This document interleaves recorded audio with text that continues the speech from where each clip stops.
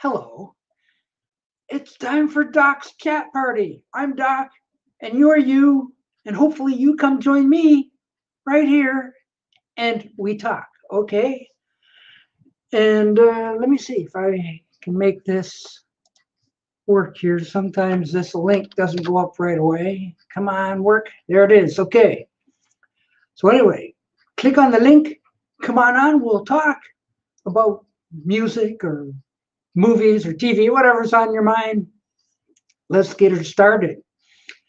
In the meantime, I'd like to just talk about my experience in the record store yesterday. Like I went to the one record store to try to scout about and see if they might stock this McCartney 3 thing, and thinking, well, when I was there in the first place looking for McCartney, hello, Day Tripper, and hello, Mike Precoat fan.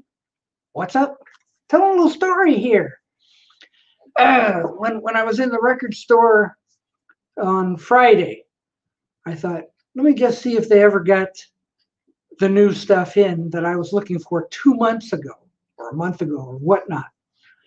And they did get the Lend and Give Me Some Truth in, but I think that was because it's basically a best of thing that they did get that. Tom's Vinyl Shack, hello.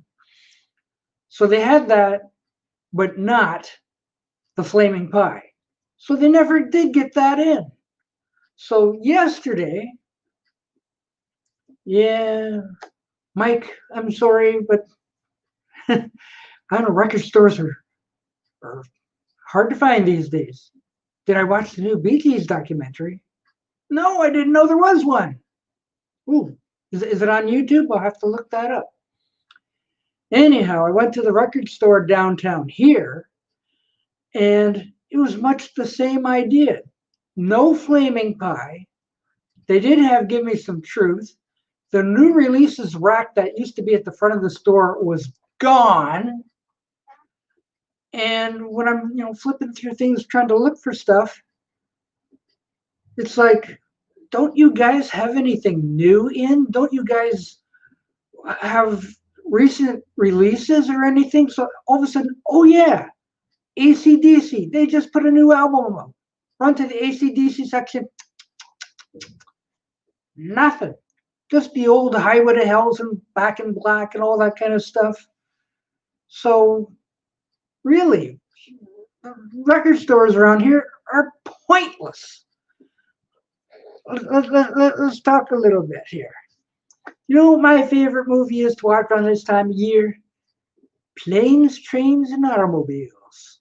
Is that a Christmas movie? I haven't seen that in a long time, but I remember watching it years ago, but I haven't seen it in a long time. Yeah, so they have no points. I don't know what that means. Oh, it's a Thanksgiving movie. I guess. Okay. Still haven't seen that in a long time. Now, Christmas Story, that's a classic. Don't stick your tongue on any frozen flagpoles, okay? Oh, Mike says he's not into Xmas. Don't you watch all the Christmas specials that are on now? Like you gotta have some Charlie Brown or some Grinch or some Rudolph. You're not into that sort of stuff? Oh, what a shame. What a shame. Actually, I'm not into either. I'm kind of Christmased out, I guess. So, and what about It's a Wonderful Life? Yeah, it's supposed to be a Christmas movie, I guess, but I don't know. I don't have cable either, but I've seen them enough to know what's going on, right? Not the Hopple, Tom. I guess. Whatever that means. I have to do some explaining what the Mata Hopple is. I know who Mata Hoople is, but what happened there that I must have missed something there. But I don't see what that's referencing to. Okay, so anyway. Yeah, It's a Wonderful Life. Yeah, I think it's on this coming week or something. No, I've just got an antenna, just a plain old antenna stuck on the wall. And it does me fine. And I saw It's a Wonderful Life advertised this morning. Like, don't forget to watch It's a Wonderful Life. I could do without it. Besides, like, all you need to know is that when a bell rings, an angel gets his wings. That's all you need to know. That's I guess the main part of the story. So let's try this again. See if it's still working. Yeah, still working. Okay. So anyhow, if anybody out there I see there's at least 10 people watching so far. So hopefully I will get some. There's BeatleBoy. Come on up, BeatleBoy. I just put the link there. Let's see what's going on in everyone's life. Hello, Newman. Yes. Flip the Disc is here. Yay. I hope everyone is well. As well as could be. As far as I know, tomorrow this area is going into lockdown. So I guess the record stores will be closed because it's not not an essential business, So yeah, he's eating at the moment. He'll come back on later. But yeah, which means I'll have to start cutting my own hair again. Ew. And my trip to the record store yesterday may be my last for a while. So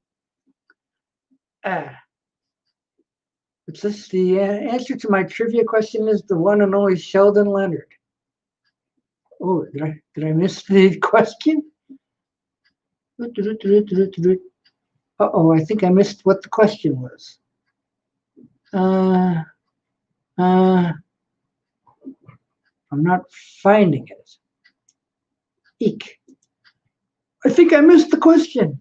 I don't know. The only other trivia question I can think of is for Sheldon and Leonard is they are the names of the two guys on The Big Bang Theory. That's the inspiration for that. Anyhow, yeah, I guess we're not going to be going to record stores around here for a while, which means coming up on Friday when McCartney 3 comes out. So they aren't going to stock it anyway, so why bother going to the record store, and it's going to be closed anyway. So top of the page.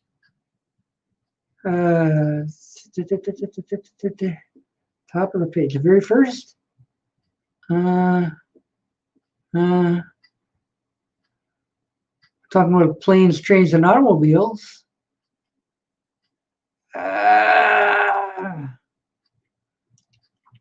Actually, who played the actor what actor played the bartender in A Wonderful Life?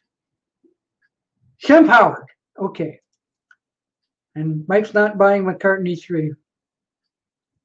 I haven't even heard it yet.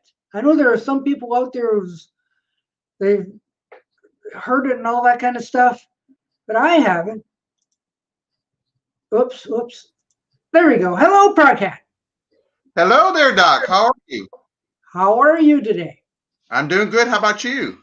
We're doing all right. Just coming off the Matt Street extravaganza of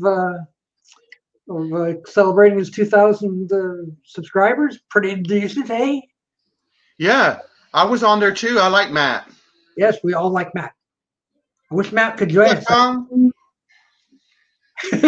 What's up, Mike? Hello, Mike. Hey. Eduardo? Ooh. You can call me Eduardo. That's fine there, Doc. Okay, I've never seen you referred to as Eduardo before. Edward, yes, not Eduardo. You can call me that, sir. That's no problem. Just don't call me late to dinner. Okay. So what's happening there? Are you ready for McCartney 3 this Friday? Yes, I am. Yeah. I'm supposed to be getting the white vinyl version according to my record store, but we'll see what happens.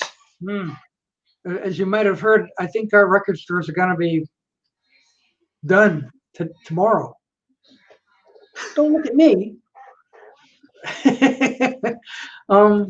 Yeah, tomorrow we're supposed to be going into lockdown around here. Oh man. That essential businesses are not allowed to open, and I think that's going to mean record stores. So, Yeah. There's well, probably when I was in the record store yesterday, scouting around to see what they had, uh, I heard them talking about the lockdown. Jorgen, hello, Jorgen. I don't think so. No, where are they getting this stuff? So, Doc, you were at the record store. Were you looking to see if they maybe had a little sneak peek at the McCartney? Well, back when all this first came out, I couldn't find any copies of Flaming Pie when it first came out, Right, right. and I couldn't find any Give Me Some Truth. So I wondered. Oh. So I wondered, like a month later or so, did they ever get these in? Yes. Well, they did get Give Me Some Truth. They never got in Flaming Pie at all. So the only thing I can think of is that Give Me Some Truth, they did finally get in because it's the best of. Flaming Pie is like a reissue. They probably didn't bother with it. They didn't stock it. So like now we've got McCartney 3, which is just an album that basically not too many people have even heard of. It's only being sold by word of mouth. Yeah, that's true. There. So are they going true. to stock it? I've got a funny feeling not. And plus, this was supposed to have been the weekend that, not Miley Cyrus, the other one. Crap. Taylor Swift. Oh, Taylor Swift. Taylor Folklore? Swift, yeah, had a new album out yesterday, Friday. Oh no, today's Sunday. Sorry, back on Friday. New album come out. Did they have it in the record stores? No. So What? like, I know. So it's like, aren't these people stocking new stuff? So. Oh, you know what? You know what I did hear, Doc? My daughter told me this. She said that the mail and all the stuff that are coming, I guess, to the record stores or even to us as consumers, are being upheld in mail places because they're shorthanded. So maybe that could be the issue. Well, when Flaming Pie first came out, and I went hunting for it and couldn't find it, and whoa. Yeah. And I went to the counter. I says, where's the new McCartney? We're not getting it in. We're, so behind in orders and all that kind of stuff. So, man. Like to get new releases anymore, they're just holding back, and they're working off whatever they had back in March. Oh, that makes sense.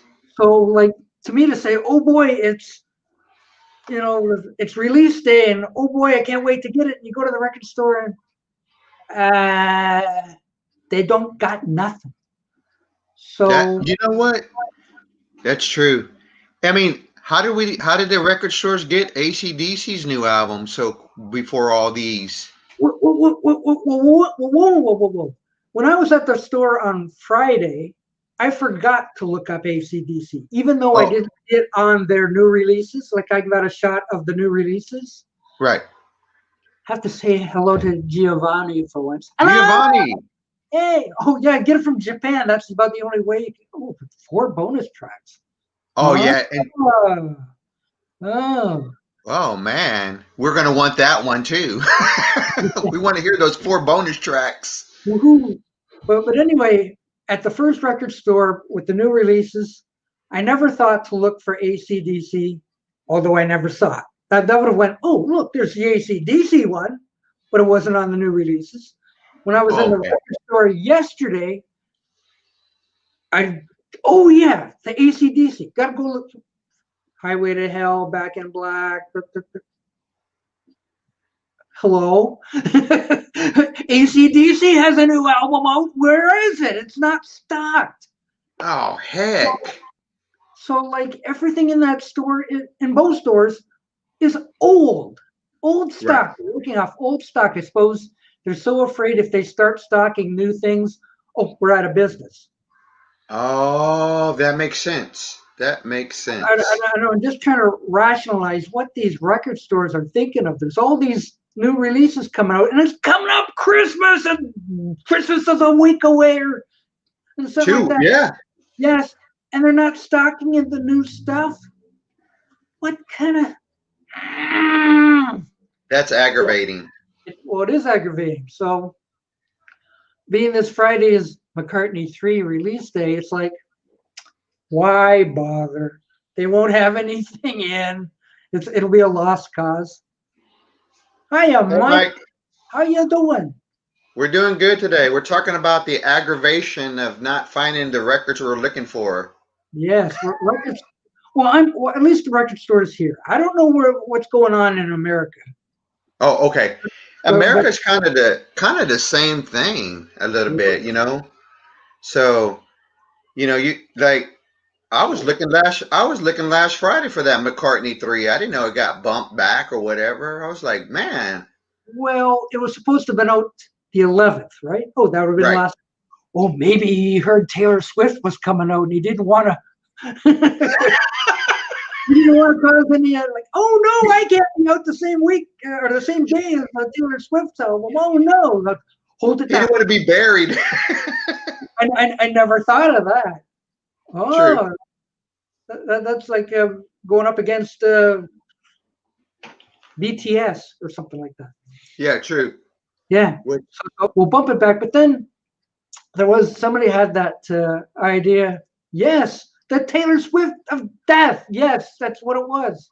Yes, right, I right, could give Tom. a rap opportunity about Taylor Swift myself. I could name a Taylor Swift song to save my life, but I know it's big money, whatever. Right, And that right, sort of thing. Yeah. right.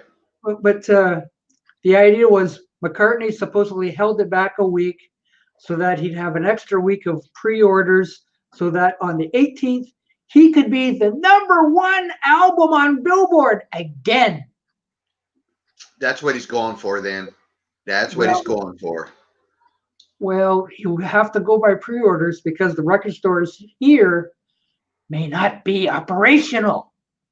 So, Oh, yeah. Doc, are you in Canada? Is that correct? yes, Okay. right Man. across from Detroit, by the way. Oh, nice shirt. Detroit Tigers. Yes. Hi, Donna. Good Donna's to here. see you. Sorry, Donna. She went to her record store this past summer for the new Kansas release. I didn't know there was one. And Yeah, they there did, was. uh, I they didn't did, see it around here. I they did not see the new oh didn't have my goodness, from 2 years. it from 2 years ago. What kind of What a the store? heck? Yeah, that's a bad store. Jeez. The Tigers single A ball team plays in my old town, Connecticut. Well, how about that? Sometimes me and my friend will go down to Toledo and see the AAA farm team, the Toledo Mud Hens. Oh, But, nice. but you know how baseball's been this year. I think It was like, and basketball, it was not even fun to really watch for some reason. that and hockey. I think they played hockey in a bubble. Yeah, it was like sports was like played like if we were watching them practice. That's how it felt. There's nobody in the stands, and we'll just have pre-recorded crowd noise. Oh, Yay! yeah. I was like, Garbage. Forget I it. need, hey Ew. Doc, I need to see a big old cup of beer go flying by somebody. I'm afraid that's not going to happen. No, it's not. Here, Jorgen's got a big line here. Music industry thinks most people will buy Taylor Swift more commercial, McCartney and AC/DC more expensive, but not in a hit chart. Hit chart? Ah, Hit chart. Okay. okay. But the The most hit effort. chart. Well, you'd say that, but I didn't see the Taylor Swift album either. Yeah, that's right. If she's gonna be the big seller, where is she? New releases, blah blah blah blah blah blah.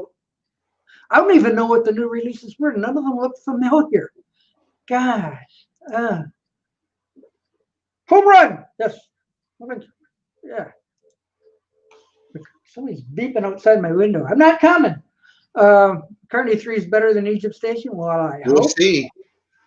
I guess we can see, right, Doc? But I at don't. least I haven't heard none of the tune. I don't want to hear it. I haven't heard anything, although with Egypt Station, Paul Yeah. did drop 3 songs right off the bat.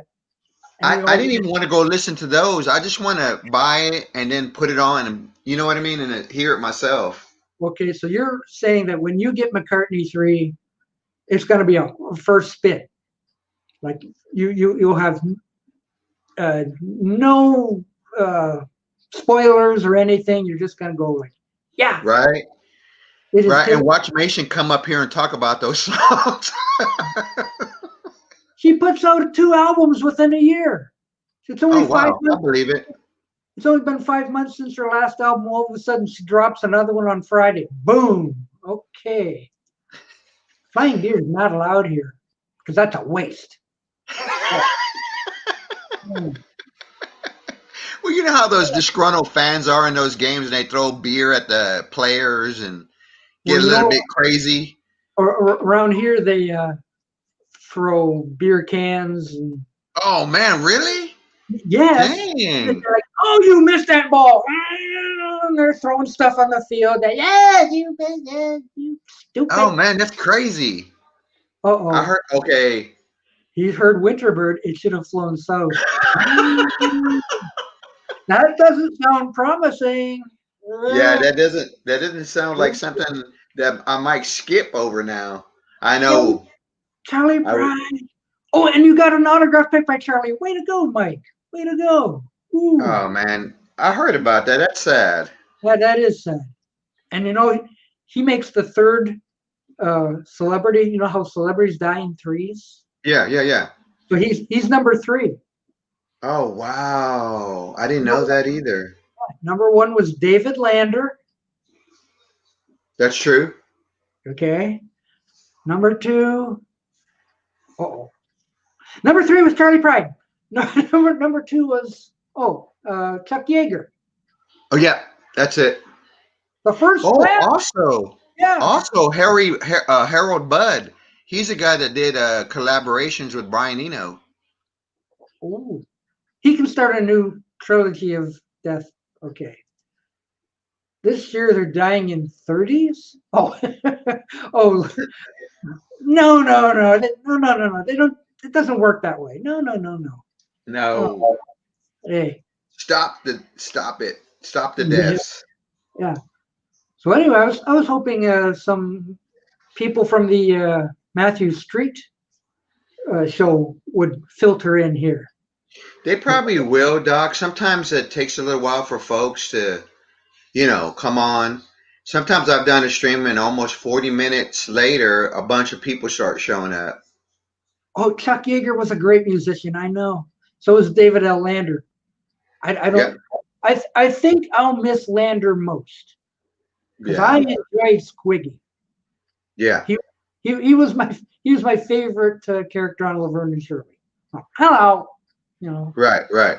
So like, that hit me more than Chuck Yeager did. So you went to the record store yesterday. Did you get anything though while you were there, or you were just checking it out? I did have in my mind some stuff to look for. Right. But didn't find anything. One of them was a Supremes anthology. Oh, okay. And I'm talking CD too. I do CDs. Yeah, me too. So anyway, when I'm going through the S's to get to the Supremes, and I get to Supertramp and all the, where is Supremes? I could not find Supremes even. What? What kind of a record store have we got here? You got to have at least a greatest hits of the Supremes. They didn't have anything. Jeez. Dang. It was an empty thing.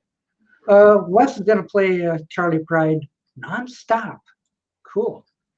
If people wore masks and kept 6 feet away and washed their hands all the time, there'd be so fewer deaths.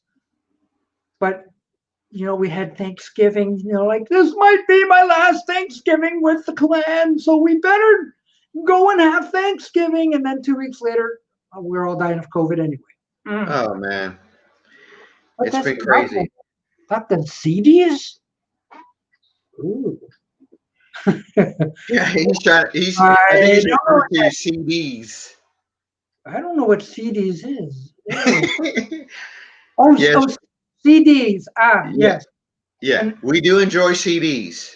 Sometimes they're more affordable than an album. yeah, and I was put out a challenge to everyone that when you do a little video or something like that, hold up your copy of Vince Guaraldi's Charlie Brown Christmas. Yes, Charlie Brown's Christmas, because everybody has one. Get it out, ProgHat. Get it out. Come I'm on. gonna, I'm gonna, I'm gonna pull it out there. Get Hang it on there, out. Doc. Get it Here we out. go. There we go. Yes. Yes. Vince Guaraldi. Yes. Yes. Okay. Okay. You win. You win. Very good. You got to have that record in your collection on Always. CD or vinyl. Don't matter. It don't matter. No. Mike Mason says some of my favorite Charlie songs were Rhinestone Cowboy, Kiss an Angel Good Morning, and Crystal Chandeliers. Those are good songs. Good songs, Mike. Those are So, good ones. oh, yeah, we used to love watching that as kids. Of course. Yes. What's up with that they don't want to show the Charlie Brown stories on regular TV? They moved them to places where you have to go get subscriptions to watch them. I'm They're like, on the streaming thing now. It's not as though I've never seen it before, but yeah, it's the new thing. yeah, All on streaming. Except everybody's streaming. I'm on streaming. Except you don't have to pay for this one. True, true. But I got those on DVD, so I'm good. Yeah. Well. Oh yeah. Well, actually, so do I. Yeah, because I'll watch those. Yeah, gotta watch it. I don't know if you watched the Stephen Schnee episode with him, Matt Street, and Danny Wilkerson and Lanny Flowers, and they all held up this thing. And I'm sitting there Oh like, no, I need to go check that out. Was that one of those quarantine things he does? with the quarantine thing. Yeah, And, yeah.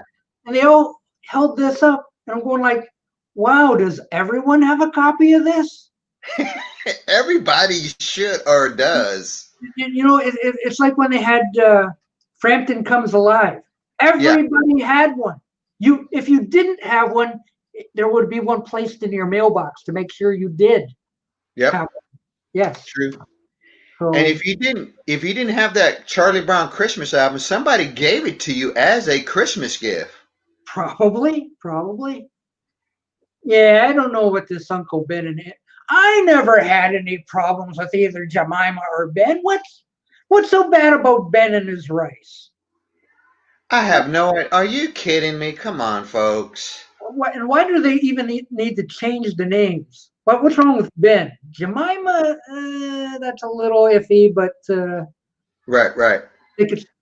We grew up with those products. No, it's like, is it going to be like Aunt Carol's pancakes? I don't know. I don't get it. A new couple comedians. Oh, yeah, I always thought Uncle Ben and Aunt Jemima were made for each other. Right. You know? Secretly, right? For all we know, they might be married still. Like, you could read about it in your National Enquirer that Uncle Ben and Aunt Jemima have tied the knot. Right. Robert P says, I have both vinyl and CD. I think he's referring to the Charlie Brown. Yes. I think he is, yes. But yeah, Robert P just got one of these in a deluxe version. Oh, nice. I didn't know there was such a thing as a deluxe version. I kind of had to look it up. And what I think it is that they've put it out in a CD/DVD combo pack. Oh. So you get this and the DVD of the special. I think that's what he's got. That's a good deal. I think that's what he's got, but I'm not sure. Ooh. Okay. I was reading Mike Mason's comment. That's okay. That's funny.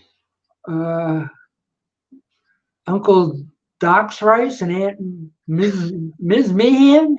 Uncle Doc's rice. Well, I do like rice in a can. I've shown that before.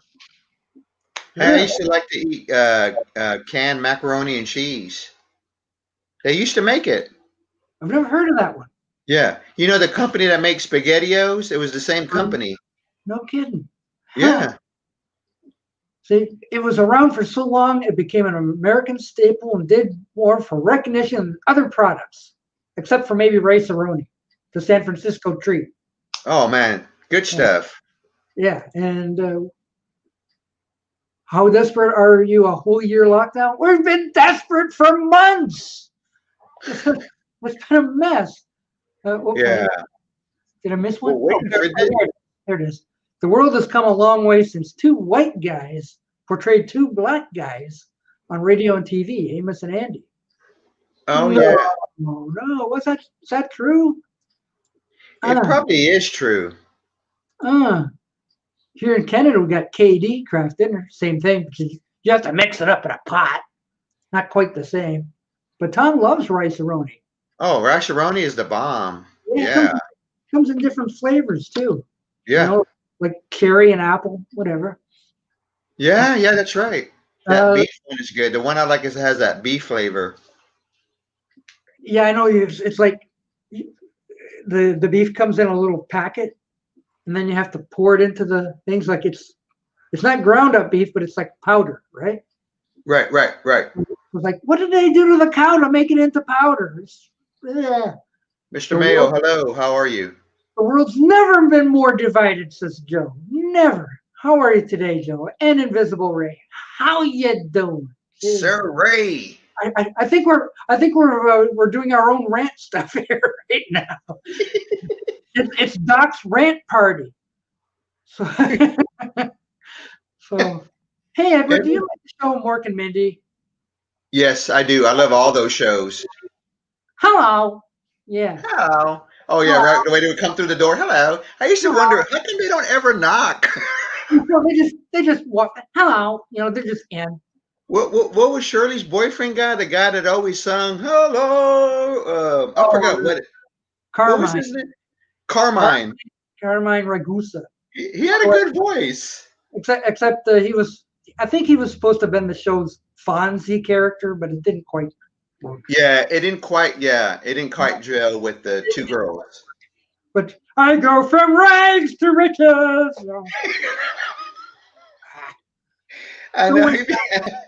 show went downhill. So sorry, Eddie Mecca. I'm sorry. Where is Eddie Mecca now, anyway? Good question, because you never really heard from him again. I don't think so. No. Not that I can remember. What the heck ever happened to Eddie Mecca? Okay. Good. So, like Joe or Ray, if you want to join this fun rant fest, you're welcome to. Or anyone else. Mr. Mayo said he hated Carmine. I always found him a little bit annoying.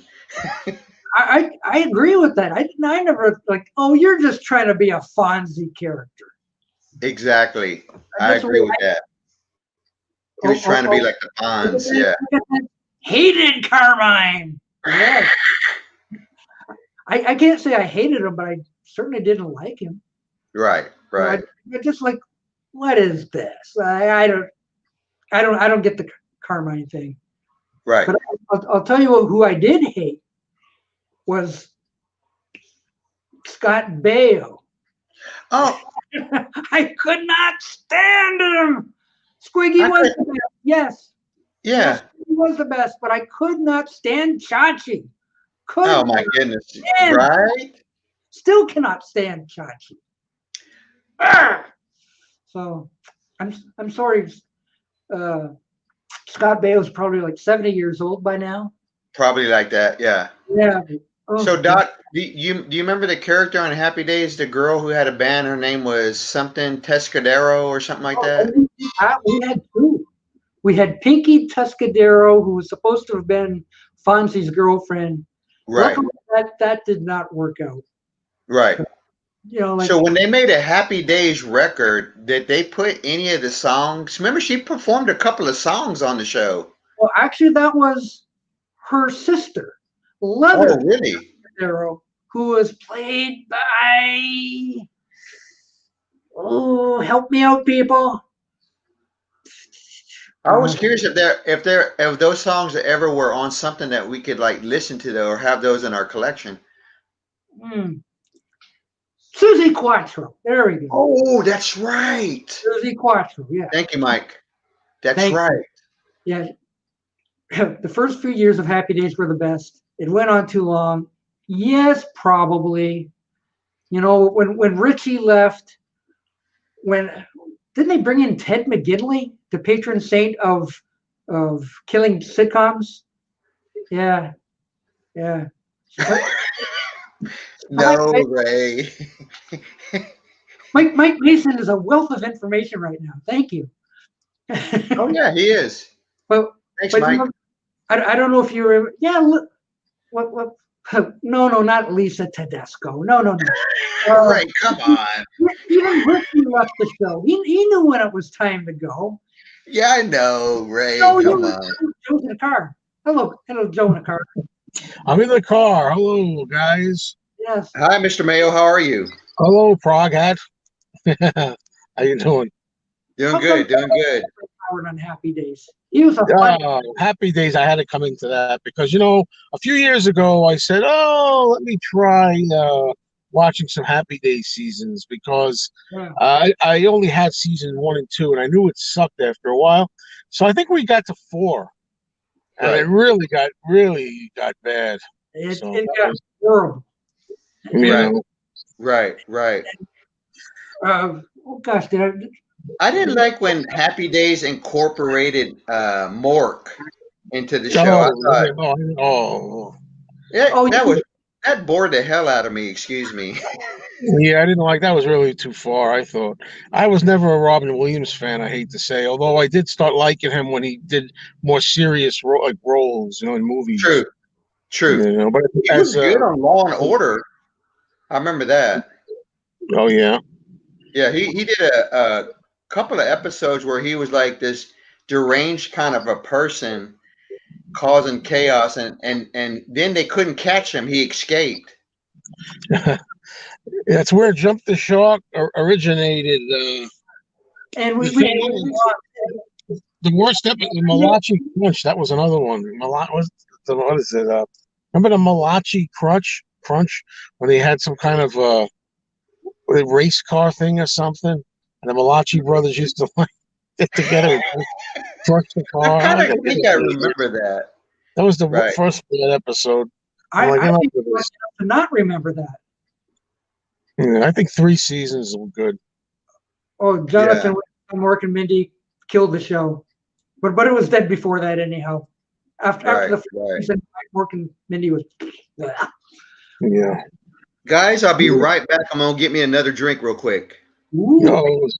Something I did. Yum.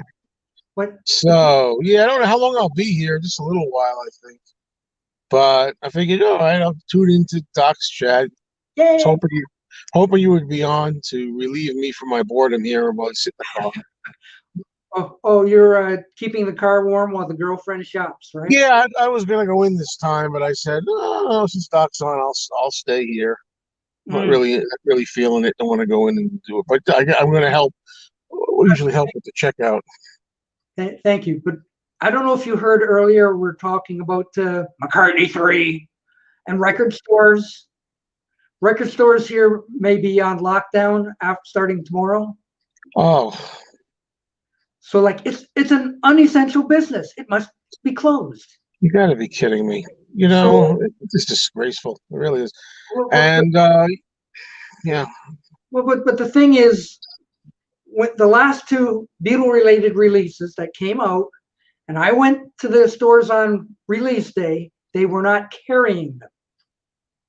So when I go to the record store just this past couple days to see if they ever got caught up, yes, they did give me some truth, but they did not get Flaming Pie. So I'm wondering if they got the Lennon one in because it's a best of. It's kind of a no-brainer in a way. Mm-hmm. But Flaming Pie is like, what? It's a reissue. We don't need to stock that. So they did. Right. But here it is. We've had 2 releases in the past few days. We've had the new AC/DC album, and Taylor Swift came out with one just this past Friday. I Mhm. didn't, I didn't find either of them. Sure. You made a video where you were gonna use, right? I didn't watch the video, but I've been meaning to, where you said, should I take a chance or something to buy to see if they have it Well, early? well, this is the reason, because 2 months later, they're still not stocking new material. Yeah. So, like, if I can't find the new AC/DC even on a new releases rack, what chance is it going to be on in Friday? And now we're going to be on lockdown anyhow. Yeah, yeah. Yeah, not good, not good. Yeah. And don't know what to expect here. I mean, I know we're supposed to get snow here, which I feel a rant video coming if that's the case. But it depends how much there is, and it's going to interfere with everything, here. Friday's supposed to be the release of the album, Right. McCartney 3. So I'm hoping I can be free to go out and get it and be able to pick it up that day. So Well, I don't know what the situation is in your area, but starting tomorrow, we're in the gray zone. gray. Gray. I've never heard that before. Actually, the last 2 weeks we've been in the red zone, and I thought that was bad. Red sounds like the worst ever. No, tomorrow we're in gray. So, like, all our unessential businesses, the barber shops, and oh no, and all that. Yeah, right. I mean, that's the last time they did that. I got my hair cut the last day that we had a chance. Mm. Oh, I guess we're back to that. The schools will be closed tomorrow. The kids won't mind that, I'm sure. So Ray, you're not getting McCartney 3. You have to get it, man. How you gonna crap all over it? He's not You going to. have to hear it all. So, well, you're not really, because, like I say, I don't mind anybody crapping over it. It's just that you have to be honest about it, and the people are not. There's people already calling it McCartney 3. Nobody's heard it. Maybe they heard one track or something. Well, actually, Joe, you've heard 2 tracks. I heard 2. Yeah, I like the 2 that I heard. But I've had opportunities to listen to the whole album because there's links out there. But I just said, no, I'm going to wait. So I want to have the actual disc. So I'm going to actually wait. And I've heard, well, I wouldn't even say mixed reviews. It's 3/4 good, what I've heard. I've heard 75% good, 25% not so good. So I don't know. It's going to be interesting. I think you have to put a different attitude towards it. This is not a regular things like that. I mean, it's very clever and very funny, but you don't know if you're going to like it or not. It's kind of silly, don't you think? Honestly, I mean, come on, we're all mature, you're adults, right? I mean, if you hate it, fine, use it as a frisbee, but at least don't go in there with a preconceived it's going to suck and make your mind up that it's going to suck because you want it to suck. That's silly as far as I'm concerned. But anyway, we'll see. Oh, I thought the girlfriend was back. Okay, but I was going to say, like, the leaks are supposedly out there, and I've tried looking for them, and like, oh, here's the link. But when I click on it, it tries to sell me stuff. Yeah, I don't know. I don't know. A few people offered me the link. I said, no, that's okay. I don't know. I just want to hear it the proper way, when it comes out. And people should look at it as this is a McCartney solo album where he plays all the instruments, right? Yeah. And the thing is, would anybody say that McCartney 1 or McCartney 2 were among Paul McCartney's greatest albums? I mean, some people would say maybe the first one is in the running, but it's just him doodling and playing around and homespun instruments. It's not meant to be. It's supposed to be the greatest Paul album ever. It's not going to be. Right. Yeah. Even at its best, I dare say it would never be in the running as one of his all-time greatest albums. Just a homespun, experimental, have some doodles kind of album. So, well, even Matthew Street says, well, it's a little better than B minus, maybe B. Yeah, I saw I saw Matthew, his stream, and he said it's a B plus now. I give it. I'm like, oh, come on, man, you went up, you went up. He went to B. So It probably is going to be at least a C. yeah, I I'm dying to know what I'm going to think of it. Well, we're all waiting to hear what you do think of it. Of course, it may end up being a rant video. I don't know. I don't know about that. We waited for this. Ugh. Well, the only thing I could really say about the McCartney 3 is we're just getting another batch of songs from McCartney. I'm not expecting it to be like, Band on the Run or Ram or anything. Yeah, this is not going to be, I'm just coming out with titles that are usually considered the best. Like, it's not going to be Band on the Run. It's not going to be Tug of War. It's whatever. It's not, this is, so for people to kind of knock it for not being, it's kind of silly in my opinion. But True. I've never been a fan of albums that I've made myself type thing. Even the Jeff Lynne thing that came out earlier this year, it was a good album, but it's still, I made it all myself. Like, what? It just smacks of ego to me. Like, I don't need anyone else. I can do it all myself. Yeah. Well, Paul can get away with it this time because it's arguably COVID lockdown. True. So. Well, Robert says he doesn't like that it was held up to try for a number one. Oh, that pisses me off for sure. No doubt about that. But yeah, there may be something more to that because Taylor Swift just dropped one on Friday. He may have known that.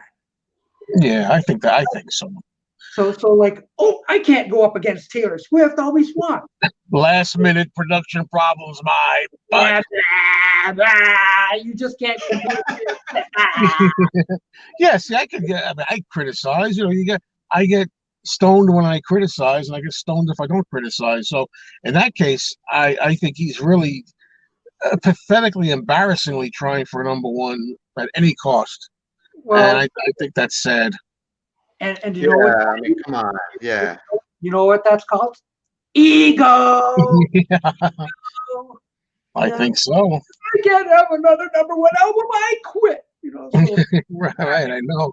And I'm going to tell you, this is because of all of this that he's trying so hard, and not just trying. It's okay to try for number one, but to play games like he's doing and all these little things he's doing. I think this is the first time, you can put this on the record, the first time that I have ever not wanted an artist I like to go to number one. I'm hoping that no way this is number one. The first time I ever hoped that Paul or some other artist I like did not get a number one. So you're rooting for a fail. No, well, 3. It could be 2 even. 5, 10, whatever. Number 5, number 4, 3, whatever. It's just that if this gets number one because he put 27 colored vinyl copies out, and because he's trying to make you rebuy it, the diehards rebuy it a lot of times.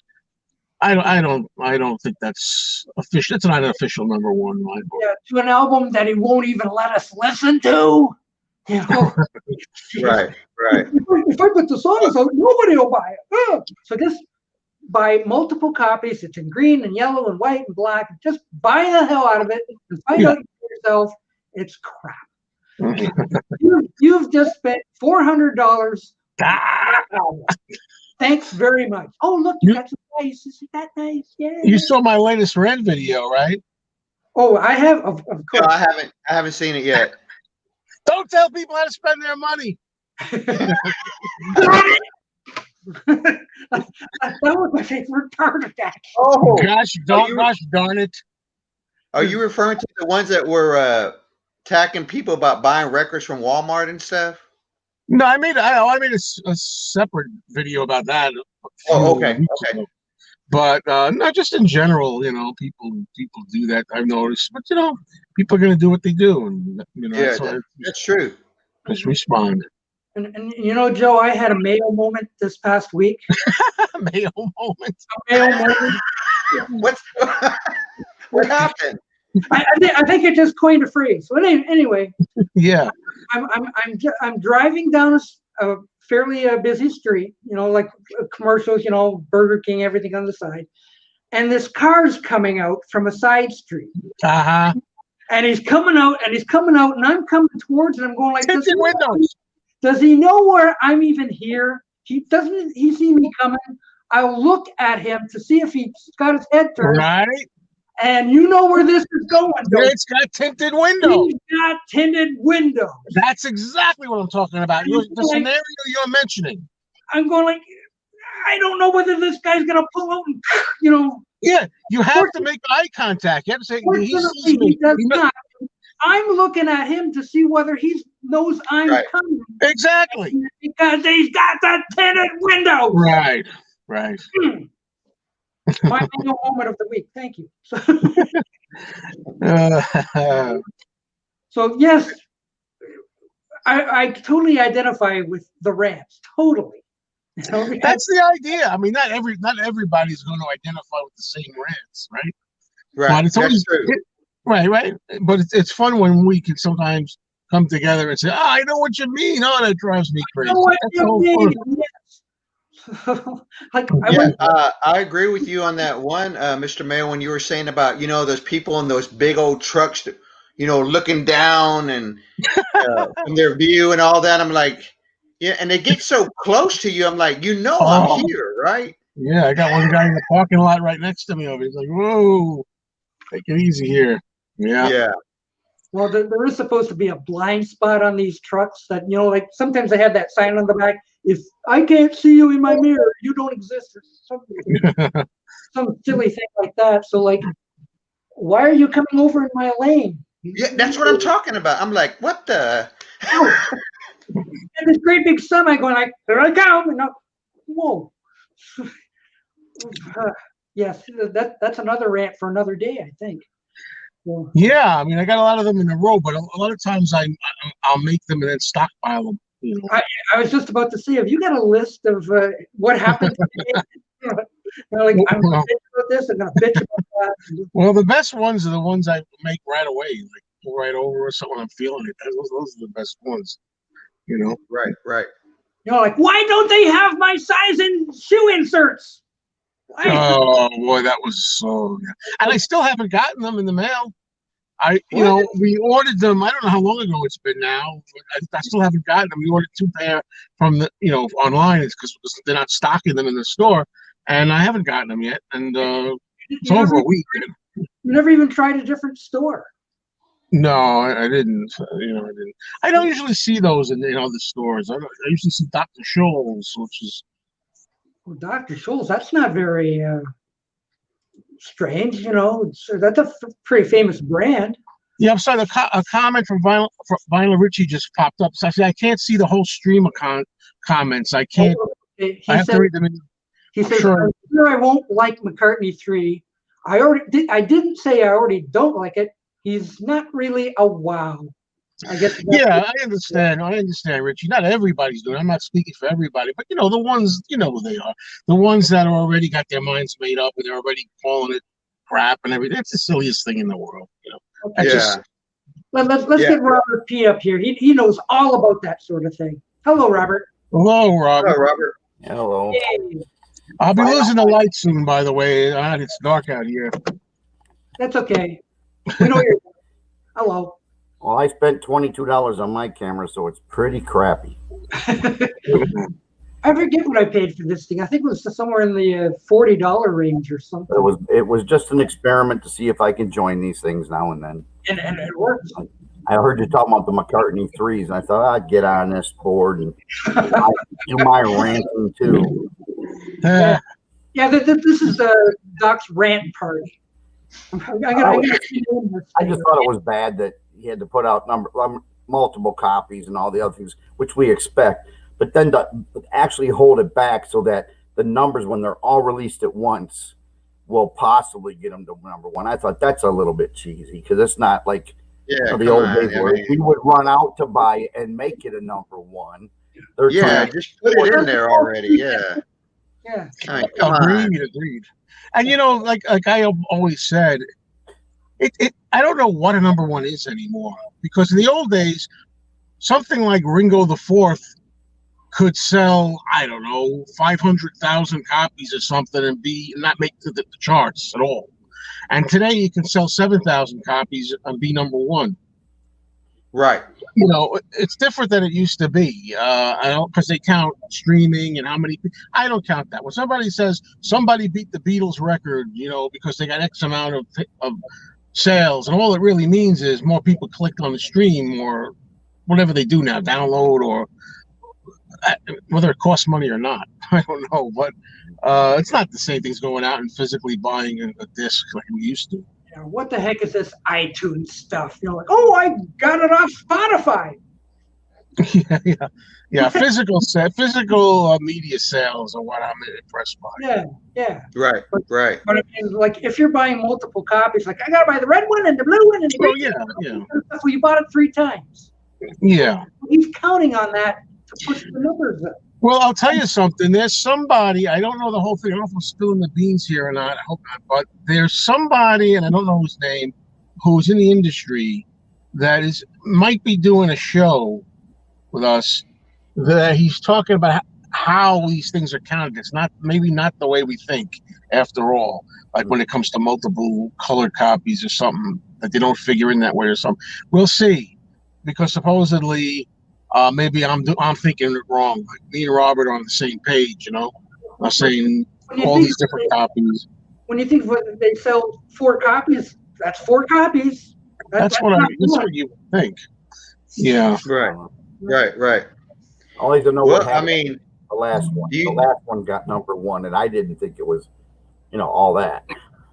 No, I didn't think the last one was all that either. I certainly, I didn't think it was worthy of number one, but yeah, there was all kinds of trickery involved in that. Trickery is a nasty word, but it was promoted. A lot of times, I'll talk to my Talk co-host Ken Michaels, and he'll say he promoted the hell out of it. He promoted it really. Yes, Paul really promoted Egypt Station, and I'm saying yes, I agree. Yes, he did.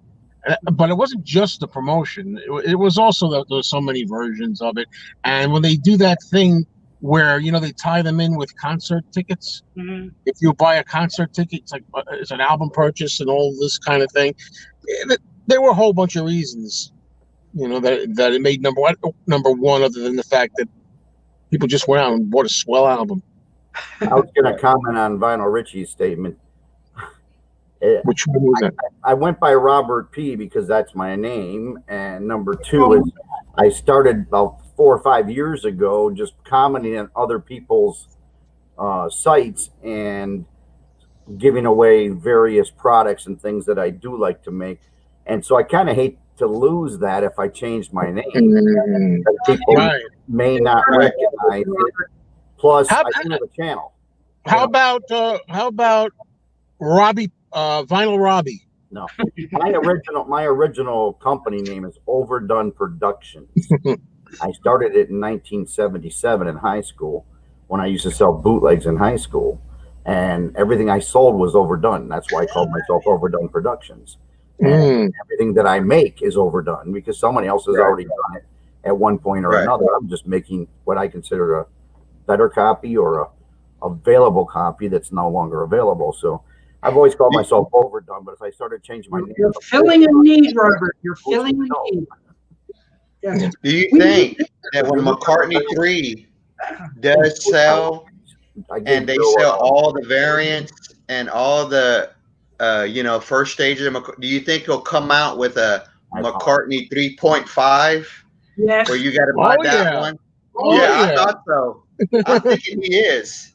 You can bet there are going to be extra. This supposedly the rumor is that there are 25 extra tracks.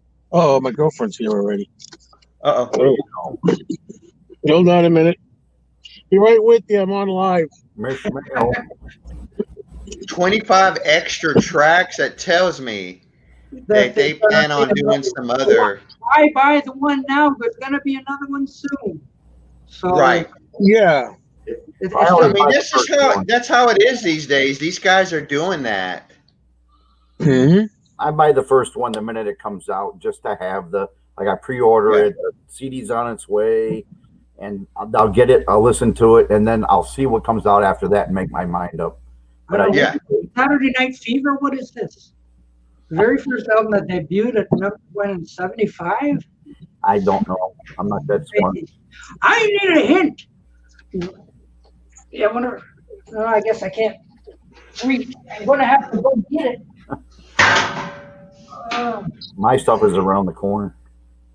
You know, Yeah, I thought so. I figured that once this first wave of the McCartney 3 is sold and does pretty well, that he'll do another set with some more songs on it or something. Okay, so everybody remembers this silly thing. Mm-hmm. So like, oh look, Paul McCartney's got a brand new album out. Then all of a sudden, oh guess what? There are bonus tracks. Oh guess what? There are more tracks. Well then now Yeah. you can buy it again. I'm still looking for one of those. You know, Doc, that's never left me, that sour taste from that. Well, exactly. But I did like that one True. better. The Frank Sinatra and the other stuff. I enjoyed that. Yeah. much Yeah. better. He held back the better tracks for this. Mm. So like everybody who got Egypt Station went, it's not so great. Then all of a sudden, here comes Frank Sinatra and 60 Seconds to Mars, all that stuff. Oh, that's better than what. Captain Fantastic is a great album. Somebody called him. And you know, us fans, we're gonna want that. And we did. We had to go and buy it again. Captain Fantastic was the first album to debut at #1. It was a great album, I thought.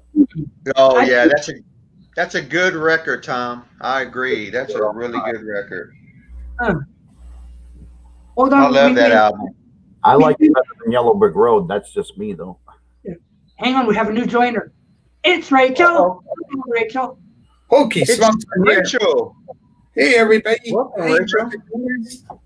Hey, Hello. happy Edward Hello. Legend, Robert P. MeanMrMayo. We love him. Yes, I yes. saw Hello, Joe. Rachel. Hey, Yeah. I saw Joe. I saw 2 Joe videos today. I watched him rant against the people, and I agreed with him. People are giving my good friend Richard Dole a hard time for buying 7 copies of the Really? Tobacco 3. And I said, I agree with Joe. And then the other one, he had a sweet guy that came in. He wanted $5. He wanted $10, but he got $5 from the store for Joe, who was eating a banana, not our Joe.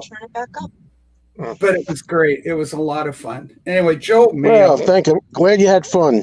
I'm Yeah. trying to think what happened here. I'm switching to audio only, but for some reason, does anybody know the answer to this? The volume was loud. I'm using my phone. The volume was nice and loud.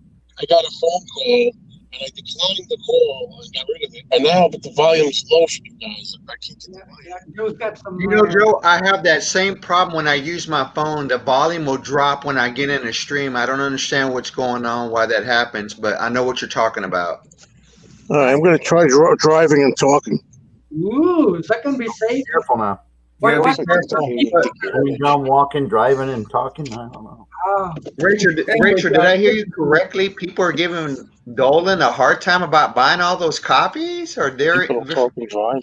Yeah, people are making comments. They go, well, why buy this? And like Joe makes a comment in his video. The point that what people do with their money, it's their business. Let them have some fun. If he wants to have toys, that's what a collector does. People collect, like Mazzy's like that. Mazzy's a completionist, right? So it's all their thing. Let them do it. 1984. I'm going to tell Doc something. 1984, Year of the Tiger.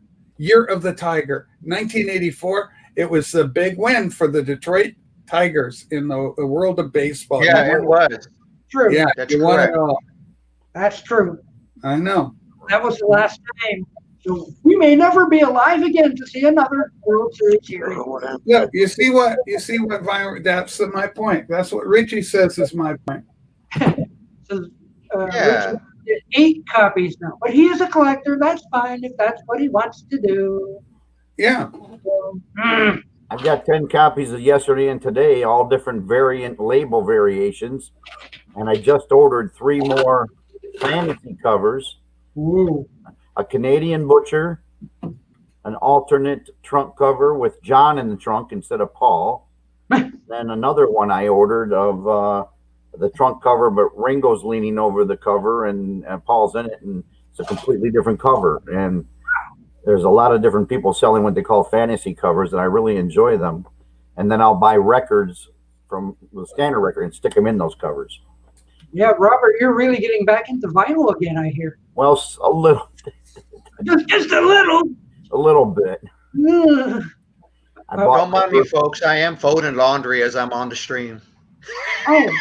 Well, take care of your laundry there. Who do you think you are, AGK? My gosh. AGK is a great on-screen multitasker. Honey, bring the cutting board. I'm having a 4-course meal.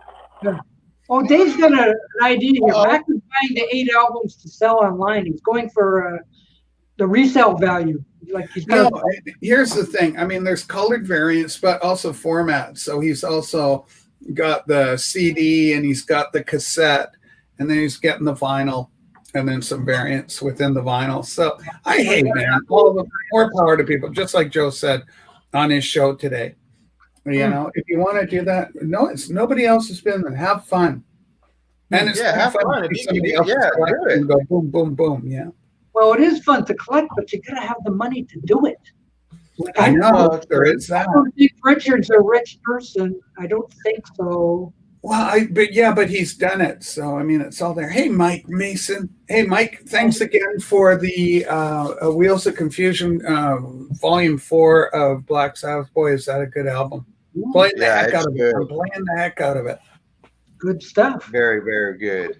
Right, I haven't heard it, so hopefully I haven't hit a tree. I dropped my mouse again. Don't now, do it. Is there a version of the McCartney 3 coming out on cassette too? Yes. Yes. Oh, wow. I wouldn't mind having that. I don't think I would open it, though. I think I'd leave it sealed. You might as well. What are you going to play it on? Hi, Tom. I got a cassette deck, Doc. Oh, you do? But I would leave it myself. Jorgen. Jorgen says hello. I saw Jorgen this morning. How are you, brother Greg? I'm fine.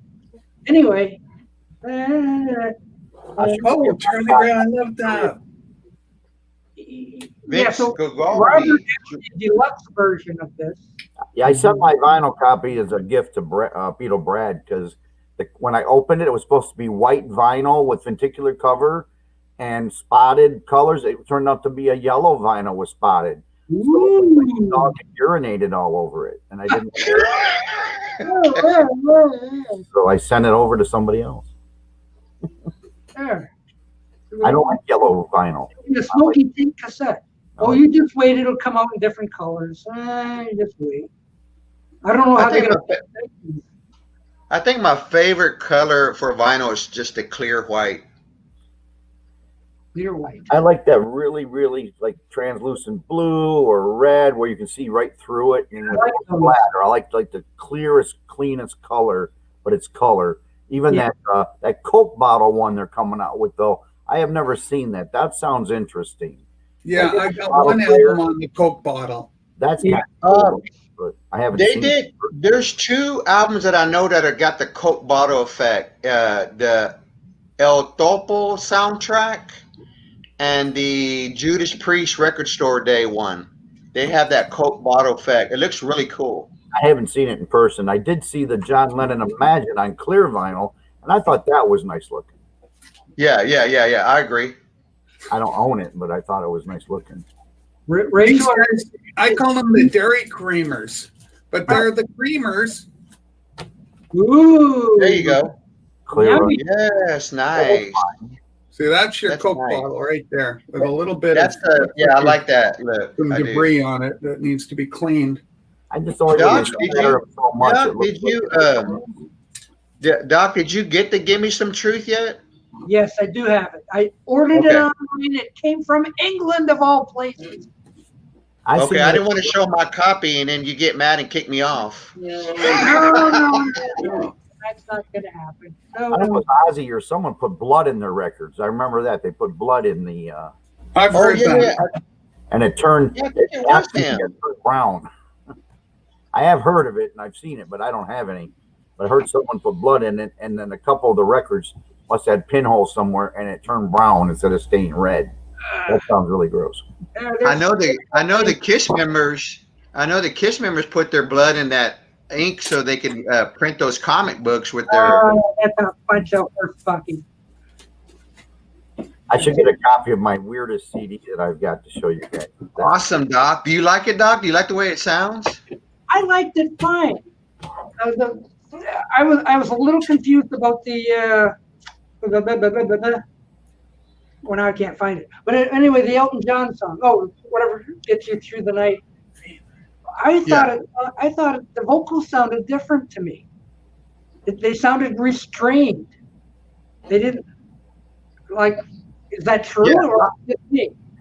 I like the way it sounded. And Tom, yes, it's Rock-a-Rolla. He is correct. That has that Coke bottle look to the vinyl, like the one Rachel just showed. Yeah, it was Rock-a-Rolla. Rock-a-Rolla. Yeah. I think Mac is going to screw with everyone. Black vinyl will be the most collectible because he'll have them all bought up. Oh, yeah. You know, like, all kinds what's of become ideas here. It's like Elvis Presley, Moody Blue. Everybody had the blue version, but the rare one was having it on black vinyl, a Moody Blue. So it's all Richie's fault. Dolan, that is. It's all his fault. He's controlling the market. Wait, and I got the blue one, and I got the red one, and I got the green one, and now I'm broke. Like I haven't been able to eat. I'm on what's that thing to donate to the Food bank. No, well that too, but well when you donate money over the internet, you know. Oh, GoFundMe, yeah. So there'll be a Richard Dolan GoFundMe page after this is over. I would donate to it.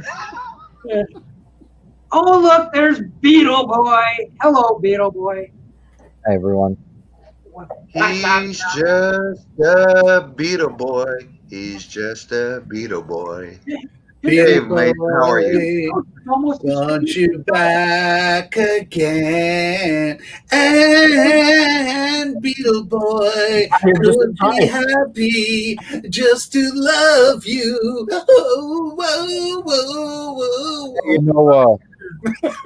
You know, Edward, me and you were taking the late shift last night. Well, me and you, yeah. Yeah, it was a lot of fun. And who else was there? Anthony was there.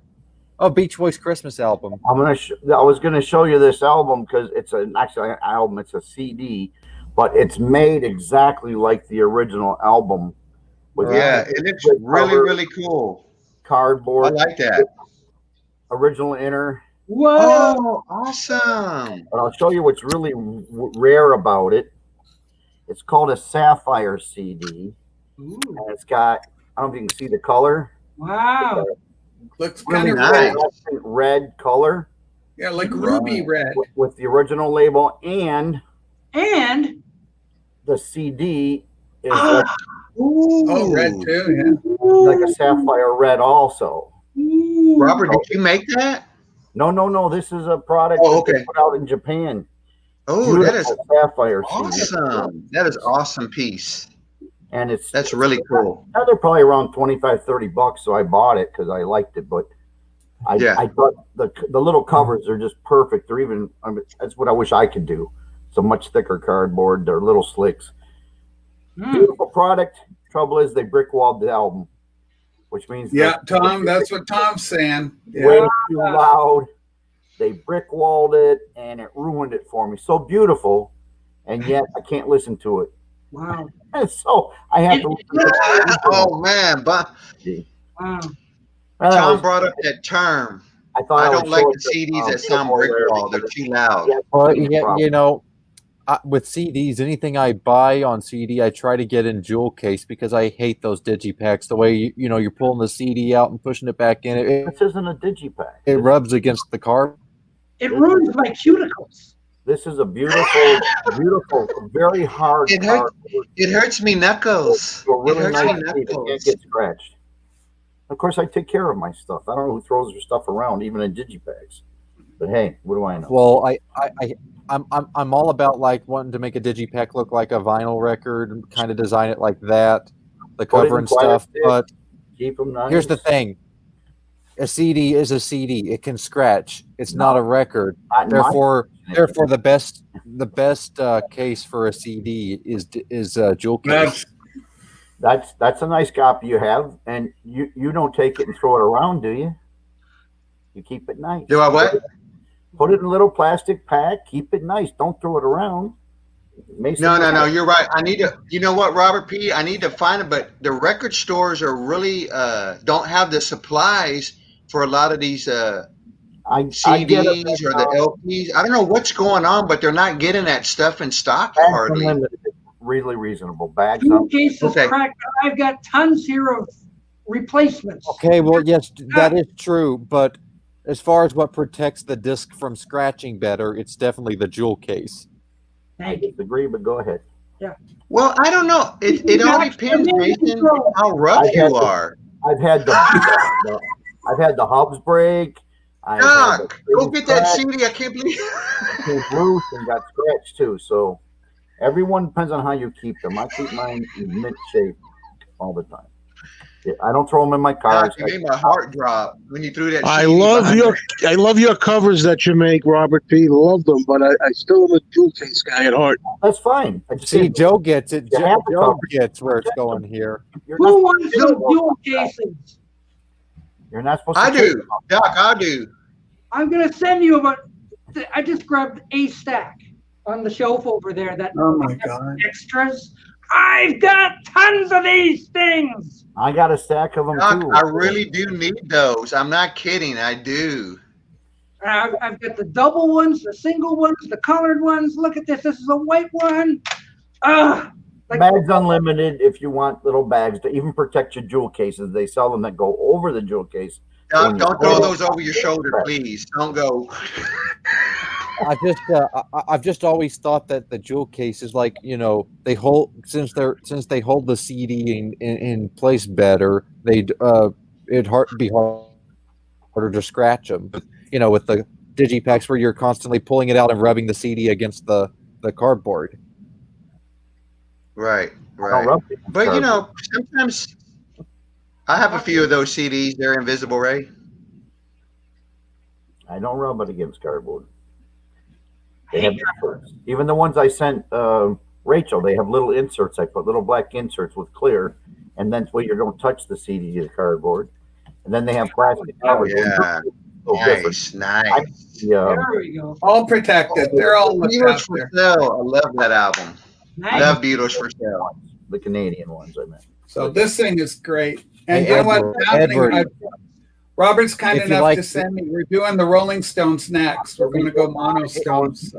My granddaughter's Edward, Beatles for Sale is not the right way to go for that album. The right way to go is Beatles 65 and Beatles 6 if you want to hear the best version of Beatles for Sale. Okay, Doc, hit the X button on Mason. Yeah. No, I'm just kidding. I'm just kidding, Mason. Just kidding. Mason just got here. I will agree that Rubber Soul US I like better than the UK only because I grew up with it. And I got so I do used to too, Robert, because the first I've track. just seen a Face as a better album opener than Drive My Car for Rubber Soul. Grew up Drive with My it Car that way. really belongs on Yesterday and Today. It really belongs there. Oh, he's right. Hey, Robert. I didn't Robert even know. P., isn't there a really good? I've always heard people said there's a really good stereo version of Rubber Soul, but the U.S. pressing, it's a certain year. Is that really some truth to that? All the Rubber Soul pressings that I've ever had have had the same mixed stereo. Some are left, right, some are center. It's not a really good mix at all. I've never heard a good stereo mix at all. Okay. Then that ad I saw on eBay was misleading then. there is one out you can get on CD that not Dr. What's his name? Mir Spock made in 2016, where he centered all the vocals. He changed it was called mono to stereo. He did a fantastic stereo mix of the album, but it's not official. But it's a very nice. Oh, okay. But okay. Okay. I was always curious about that. Dave Dexter mix. There's also a regular mix, but none of them were, even the UK's, it's still mixed. It's got left and right, and then it's got center, and it's got left and right. It's all over the place. They tried to redo it in '87, but it didn't come out.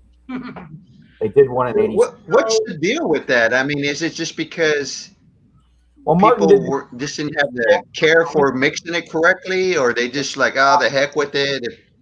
They did the mono, and after the mono, the Beatles leave the room, and then for half an hour the next day, they threw together a stereo mix. Basically, is what happened. Okay. It wasn't. Well, okay. definitely for all the early stuff, they did it that way. 60s. Now, the first Yellow Submarine was the last Beatles album to have a dedicated mono mix made. But when they started doing stereo Abbey Road and he does have a mono mix. There is essentially a fold down. But I'm saying, like, I think Help was the first one they tried to do a decent stereo mix, but they messed it up. And the 65, 66 mix. Well, Rubber Soul, people didn't know how to mix stereo, properly, really, until about the late 60s. Oh, George Martin's fault. No, it's not George Martin's fault because he wasn't involved in the stereo mixing. Right. I heard that, and I think it's pretty official that George Martin actually did do the I Feel Fine and She's a Woman, those two. Yeah, but he went back and tried to fix in '87. I know he redid Soul in '87 and Help too. Now, on the mono CD release in 2014, when they released the CDs, they gave you for an extra the original 65 mix of Help and the original 65 mix of Rubber Soul, so people could hear the difference from what he did in '87. But no other new mixes come out after '87 for those two albums for UK. So if you want to hear those, they are available on that mix. Not on yours, unfortunately, Rachel, because yours are from vinyl. But if you bought the CD box set, it's on those two albums. They threw in the stereos as a bonus. And I think the 65s are still better than the 87s, but the 87s are still rough. I still think Help's not bad. I think they did a better job with Help. The Rubber Soul, it's just all over the place. It's sad. It's sad. Yeah. Hey, James. James is here. Hey, James Byers. I put away my Snoopy record there, my Christmas record. I put it away when I got it from Tennessee last week, and now I can't find it to show you, Doc. You said Christopher. I forgot. Christopher. Hello. I thought I could get Matthew Street on, being that he is a big star today, but apparently he's off doing something else. I watched this thing for 10 minutes today. It was nice to have him on. I watched basically the whole thing. His camera's better than mine. I got to get a new one someday, maybe for Christmas. Robert, your camera's better than mine. I don't know. This is a like $22 what's it called? Amcrest or something. Amcrest, AMCREST. What? Yeah, your picture's a lot better than what Robert's got going there, BeatleBoy. It's all pixelated for everything I could see. Yeah, you're correct, Robert. I'm almost like Minecraft. Not bad. Mayo's got good. Joe's got good picture, but that's just he's using his phone. Yeah, I use my phone. Well, if I use my phone, it's a little better, but I hate holding it up all the time, and I don't have a tripod. Well, you should have put the money in the tripod. No hands. Yeah, it's a tripod. But I need my phone for other things, like showing pictures to you or whatever. Here, I'll show you. Not that anyone cares. Showtime. I'm working on it. Hurry, Robert. Time limit. There's well, I don't know if you can see it, but yeah, that was my joy today. I got Alaska. You're doing granddaddy duty. There we go. He's been working for 16 days because he got the COVID and he had to stay away from me for 16 days. And now that he's clear, he was cleared to come back. And my granddaughter flew all the way from Alaska to see me. So she's here until Friday. So that's what I was doing today, is having a mini for them. That's but my awesome. daughter had to stay. They wouldn't let her come out of Alaska. James Byers says, "That's a cute picture." That's my joy. I would give you every record I own if something made a difference for them. That's what I want. I got 6 of them, four here and 2 coming. So, well, maybe for Christmas you'll get a new camera that actually looks good. I bought myself a new laptop, and then it ended up being better than Hunter's for school, so I gave it to him for his schoolwork. Yeah, because after all, this was likely a test anyway, just to see if you could even make it work. Feel it. Oh, I actually got something to show. Give me a second. Hey, Doc, will you be doing this next Sunday? Oh, Pop. Oh, what is next weekend the Christmas? Wait a minute. 20th. I know we've been saying it. Let's see here. Next week. Oops. The 20th, I think. What is that? There we go. Oh, Here's a happy baby. He's in Tennessee. That's why we have all this toys over here that you see, mermaids and jumpers and trains, and my entire basement is filled with toys rather than records. I have 2,200 square feet here. You can put records in. If anyone wants to send them over, I'll store them for you. Toys are records. So I was playing this today, and this is actually not an original pressing, but it's probably like a 78 pressing, and it is on red vinyl on the Capitol Mason, label. who is that band? He's unrecognizable. One. I'm just kidding. But, yeah, this is on Capitol, and it's got right off the back, I can tell it's got the U.S. version of the song "Help," where it's got the James Bond intro. Very nice that they included that version on this. Yeah, I think the new CD they took it off. My favorite comp is the blue one. That's my favorite Beatles comp, is that blue one. I want that comp. But yeah, this is a great collection right here. Find the blue Did one. you get it for Christmas? Blue. We're gonna find you the blue one now to match. Yeah, we got it. Greg Man said, "Cool, Mason." Yeah, Can't have that vinyl. That'd be just. Yeah. Now I wonder if the color vinyl then. I know the color vinyl now sounds a lot better. So I'm wondering how the color vinyl then sounds. Because I bought those back in. Well, I'll just take my word for it. I was playing this today, and the red vinyl of it, and it sounded really nice, crisp and clear, no crackling or popping. I know the Sgt. Pepper picture disc that came out in '78 sounded like crap. yeah. So we just bought them to have them, but I did buy those two. Which one? The reissue one or the old one? The one from '78. When they released Pepper, the white, the red, the blue. They released all that stuff in '78. Right. And the picture disc sound like crap, but those sounded good from what I remember. But I only played them once and put them away forever. Wow. Who plays them? You know. You hang them on your wall. I'm going to ask a dumb question, but any of you guys own the Beatles Story on vinyl, the double album? Yes. I did. I don't. I used to own it. I don't have a copy anymore. Joe still does. Yeah, just because I'm a having completist for that kind of thing. I'm funny. I miss having that. Yeah. But I like the version where they put it on I think Apple they even have a Records. mono That's and a the one I stereo really one. There you go. That one. Oh, they do? Oh, wow. Oh, yeah, that's what I'm missing. I'd like to get that again. I used to love to hear that. Oh, he's not done yet. Ooh, nice. Very nice work. The Beatles, I like when they talk with Ringo. Nice. That was a must-have for me back in the 70s. I still listen Robert to P., it. did you make that? No, this is an official release out of a box set. But I do make it if somebody wants it, I guess. But, yeah. That is You can only get it out of the box set. For some reason, they put this one and I think Hey Jude were the only two they didn't sell from the box set for some reason. They just left What? them- Oh, wow. I wonder why. I guess. This box set, they sold everything singly except for Story and Hey Jude. And You couldn't get Hey Jude separate? nope. Not that I remember. Oh wow! For some reason, Hey Jude. I like the Hey Jude. That was my first Beatle record. Well, you held up the Help. You must have bought that separate. Wow. Right, Edward? You held up the Help. Beatle record was like the red one. What's that, sir? Yeah. You held up the Help one, so you must have bought that separate. Sergeant Pepperoni. Yeah, I bought that one separate. Yeah. Yeah. The Hey Jude and that they didn't sell separate. Sergeant Pepperoni, is that like the alternate mix? Well, we turned. I probably will buy that. I don't know if he's referring to that Stars on Beautiful CD for production, terrible sound, but beautiful, beautiful, beautiful. If they could do, Well, first Beach Boys mentioned, right?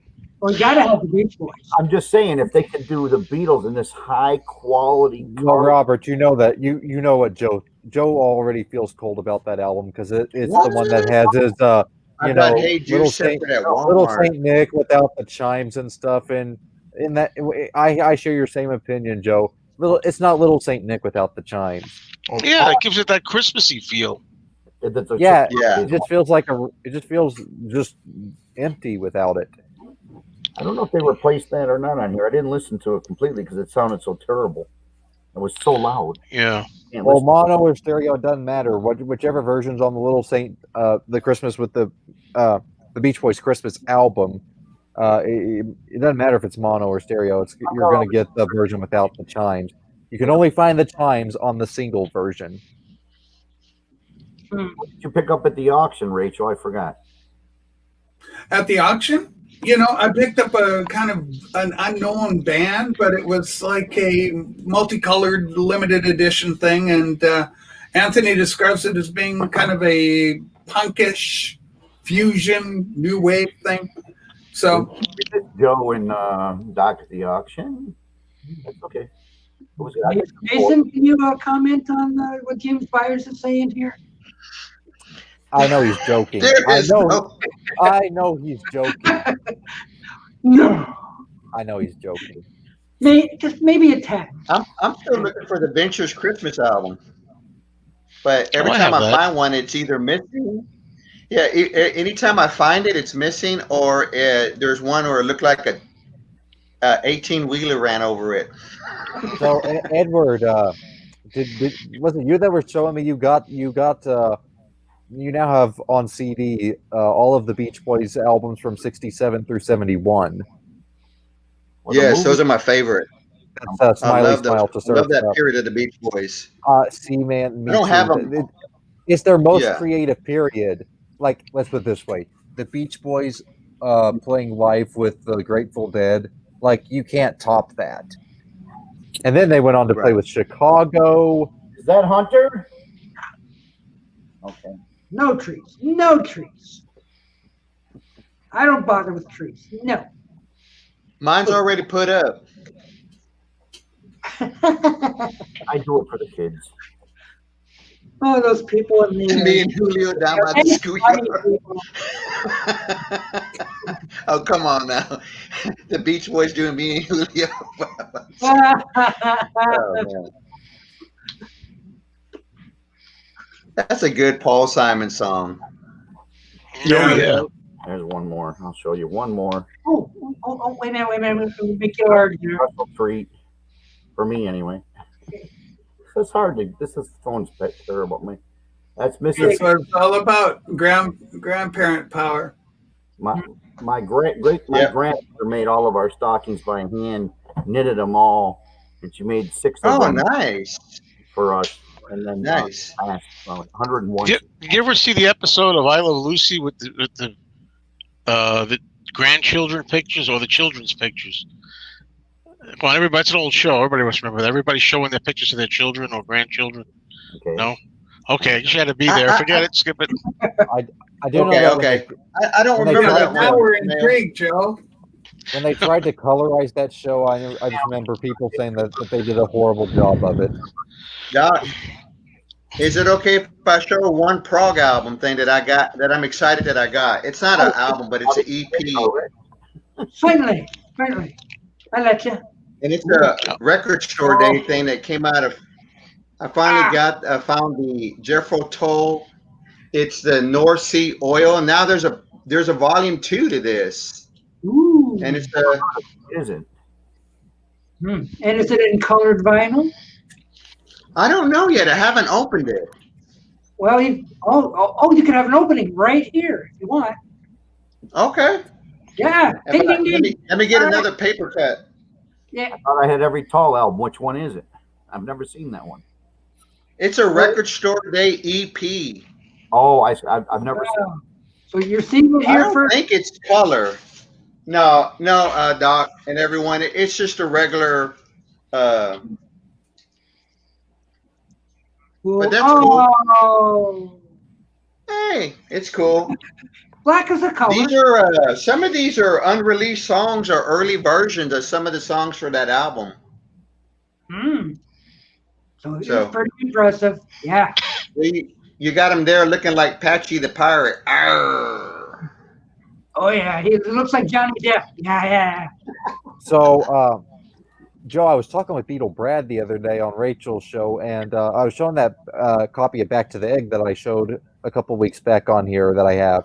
He verified that it's definitely a U.S. first pressing. Well, I haven't seen it.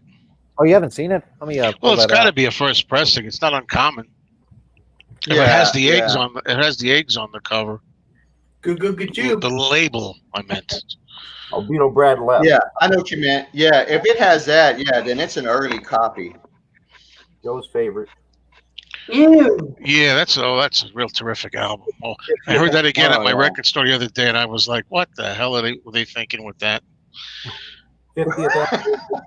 You never liked it, did you? Did you, Joe? What the world? Sounds fantastic, though.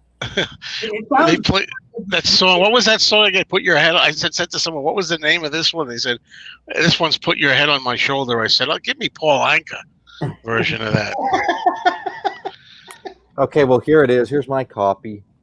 Yeah, what you have to make sure is that it's not Columbia.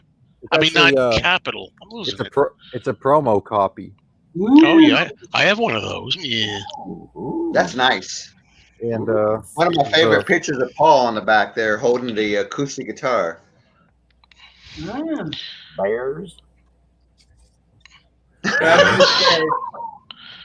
Yeah, that's a original basic album there.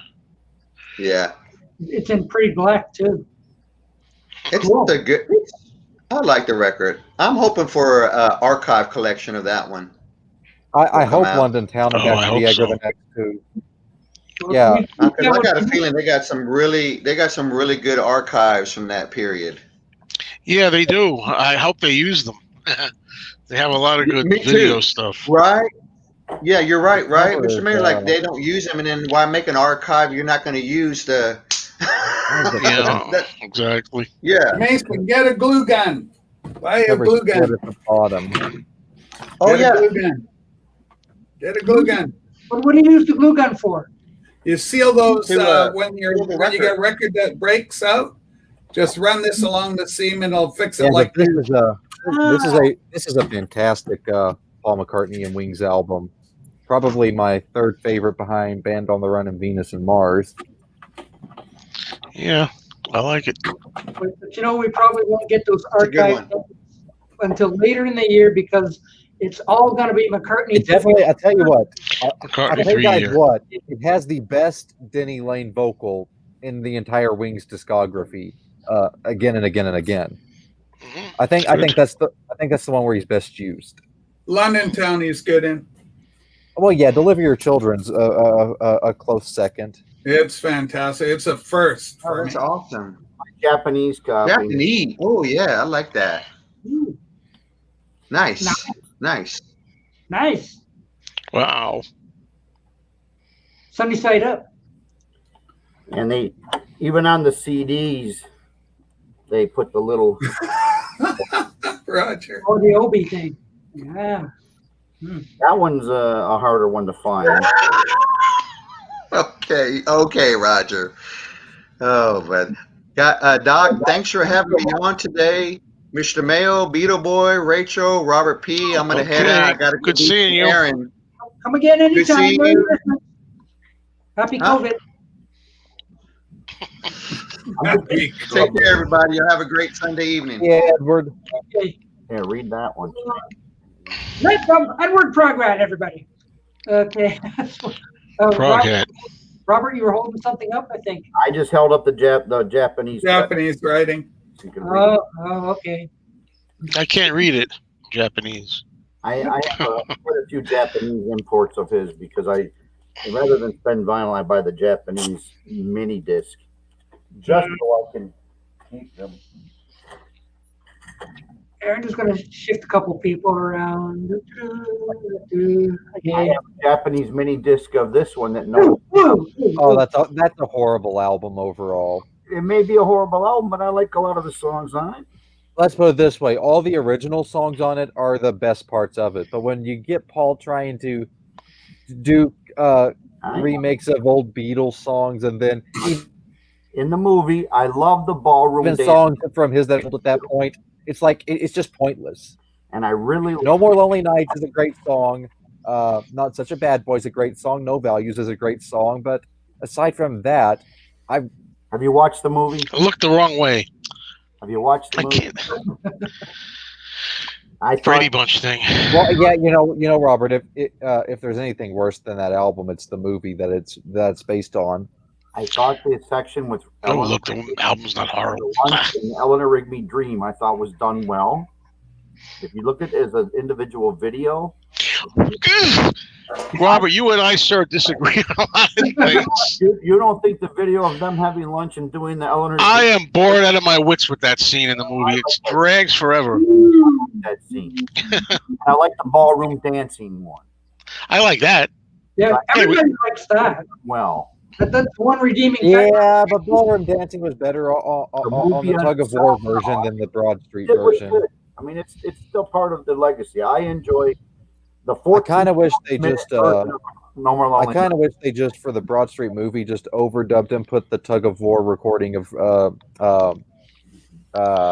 ballroom dancing on it.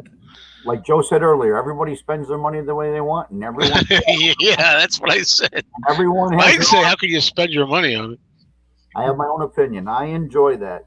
Now, now you know what? Press to Play is actually an album that's a little bit better than Broad Street. Go smoke a joint. No, it isn't. In my opinion, it is. I understand. In your opinion, it is. My opinion, it isn't. The worst thing Paul McCartney did in the '80s is the Russian album. Oh. We always go back to this stuff. And I found a copy of Chopa Chopa in the record store, and I'm going like, Chopa Chopa. That's every time I look at, Chopa Chopa. Huh. Wasn't it belatedly released in America in like 1991? Yeah, something like that. You can't see because my camera says lithoed in Canada, a rare butcher, Canadian butcher. With the Canadian back. Look at there. Beatlemania, which you can't see it. Oh, yeah, I can smell the maple syrup from here. See, Twist oh, man. Grandma good. Third Out, Twist and Shout, Long Tall Sally, Beatlemania. Yeah. I agree with Tanner Johnson in his comment, too. Let me see what he says. Uh-oh. I blew it. A second. I like the album. I even like some of the remakes. It's cool. I mean, he did it. It was cool. Can't be any worse than what he's coming out with. Well, you know, I can kind of understand him wanting to do kind of remakes of older Beatles songs. That's fine. That's not completely out of the norm. But why do you feel the need to remake songs that were only 2 years old at that point? I will tell you, Robert. Are you ready? The Wanderlust is a good remake, too. Ego. Ego is everything. I wouldn't agree ego in that case. Ego. You got a movie, so you're trying to sing music in it. No, he's not like, I can do better. I can do better. Oh, like the stuff from Tug of War and Pipes of Peace that he remaked on that. Like, just throw the Pipes of Peace and Tug of War recordings on there. No one would notice. Would you rather have him lip sync? I mean, the movie. Would you rather have him lip sync? like say Wanderlust. Okay.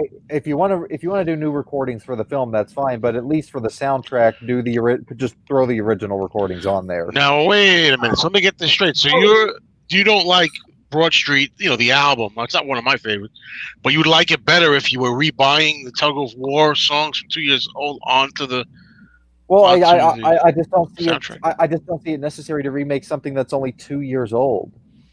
Because what can be changed about it at that point? I don't think it's so much a matter of remaking. I think it's a matter of singing it live for the movie. Do you know what I mean?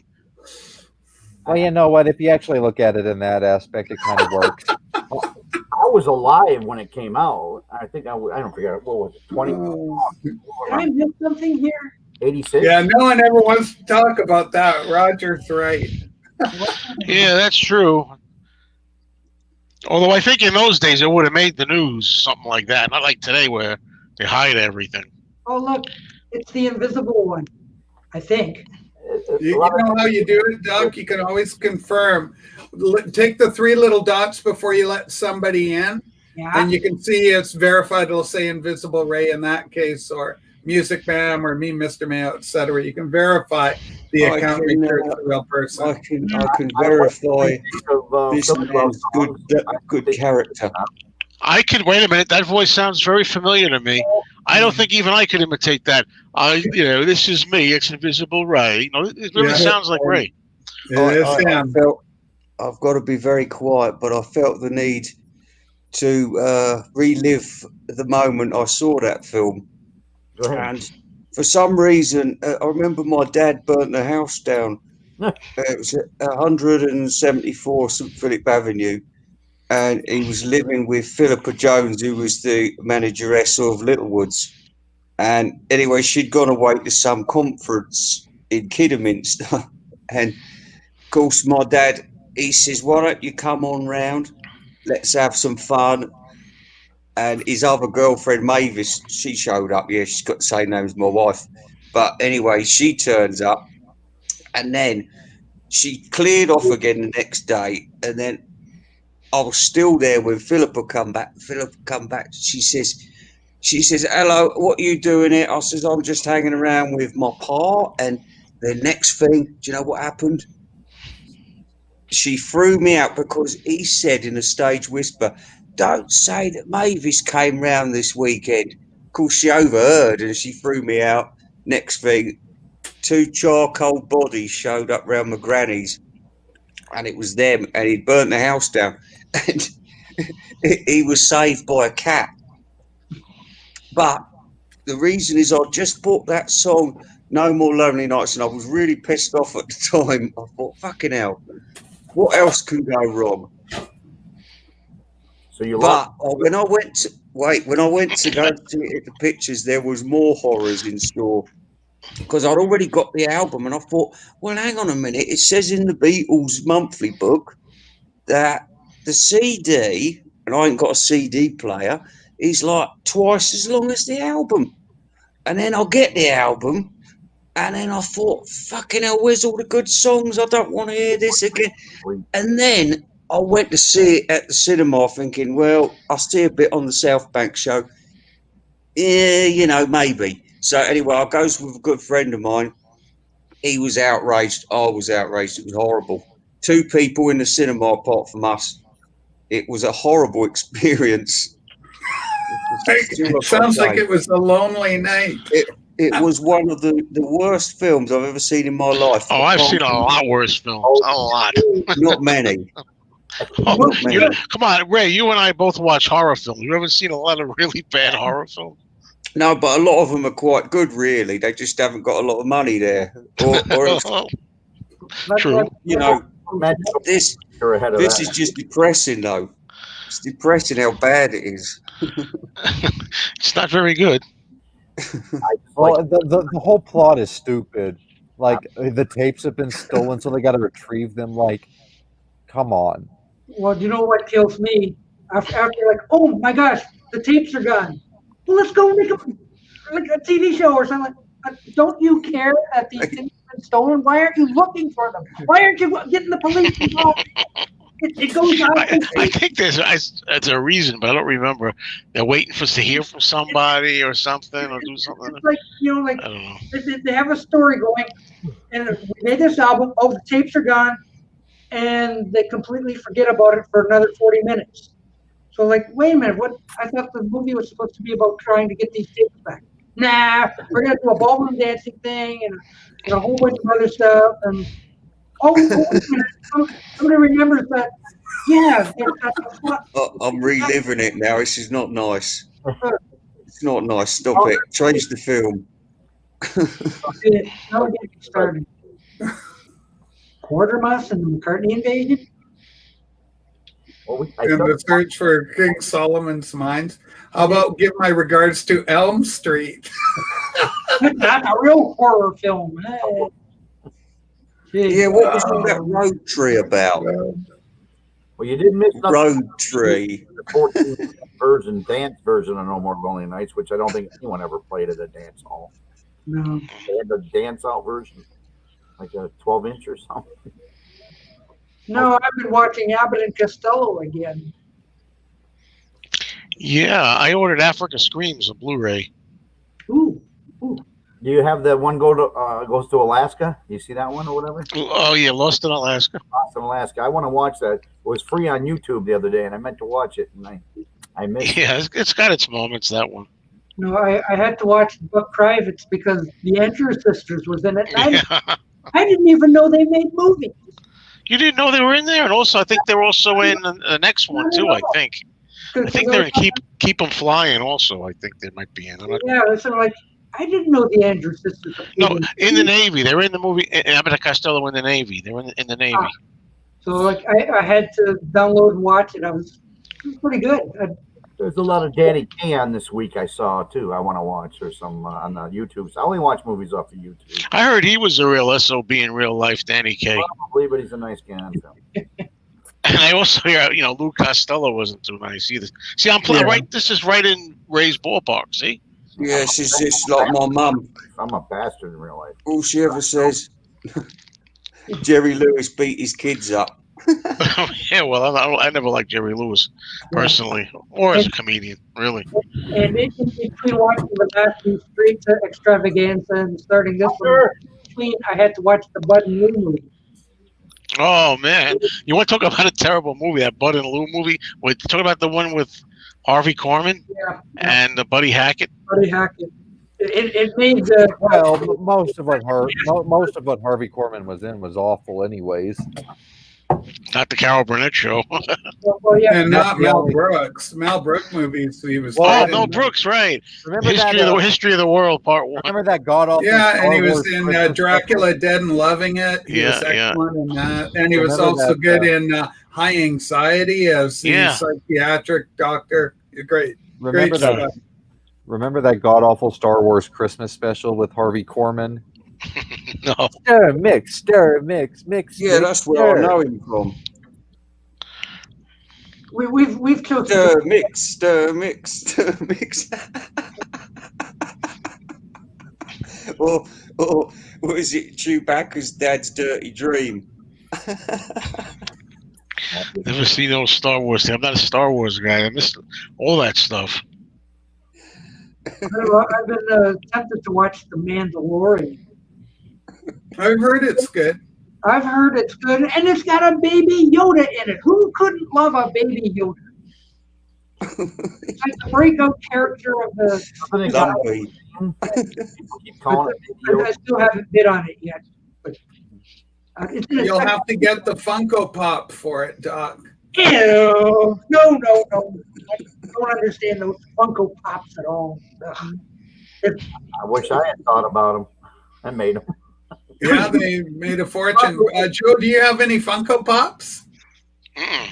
No, I don't either. I missed out on that phenomenon. I mean, I know that name, but I can't think what it is.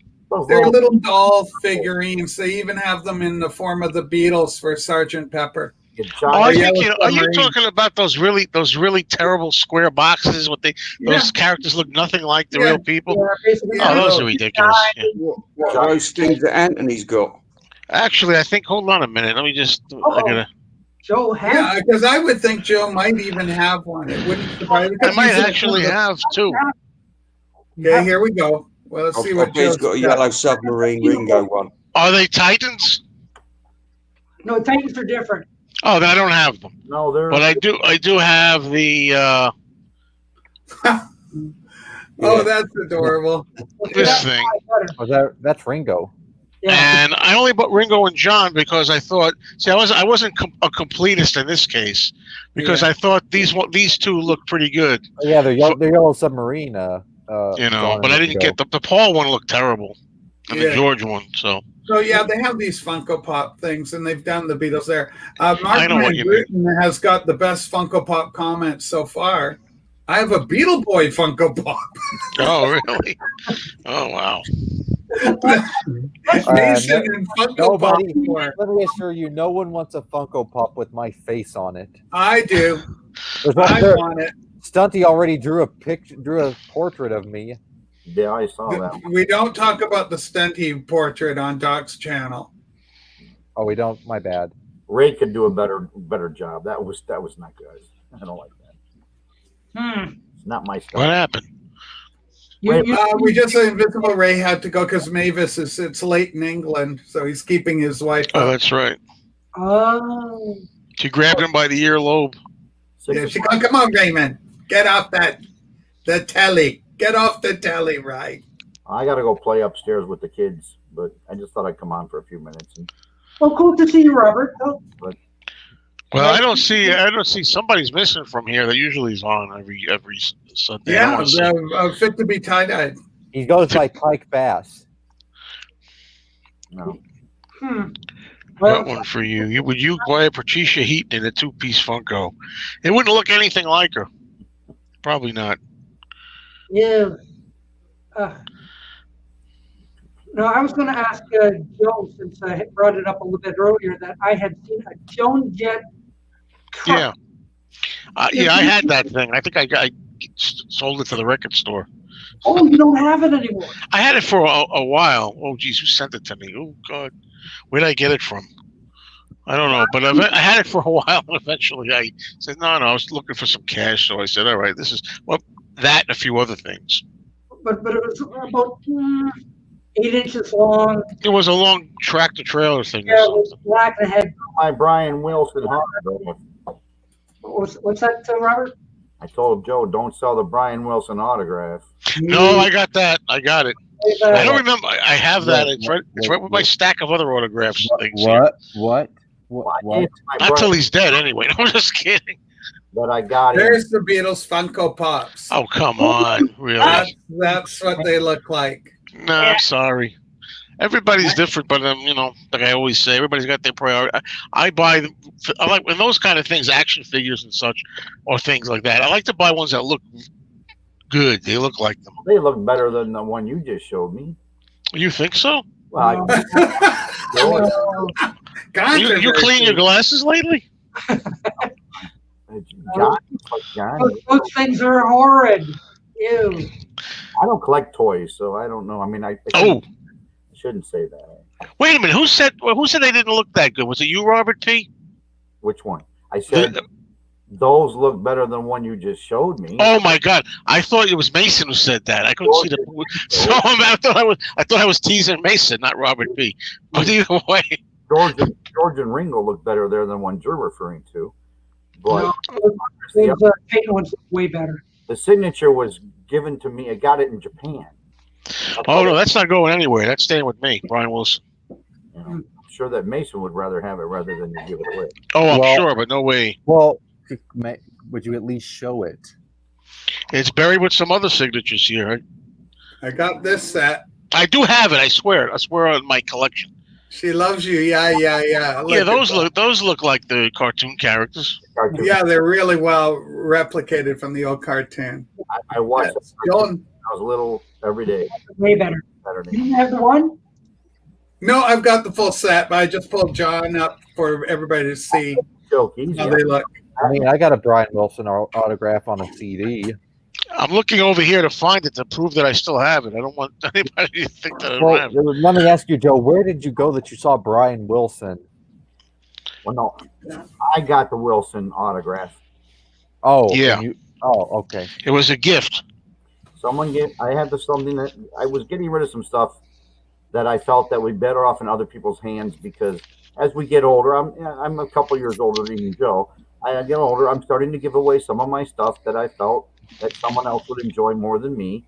I had that from Japan Signature in a concert that a friend of mine saw, and I'm like, I'll give it to someone else. I don't sell anything that was given to me, and if I feel I'm out of date, like I've got a butcher here, I'm almost ready to put up an auction for free or give it away because I have two and I can't sell the dang thing for what it's worth. And I'd rather give it away than cut down my price.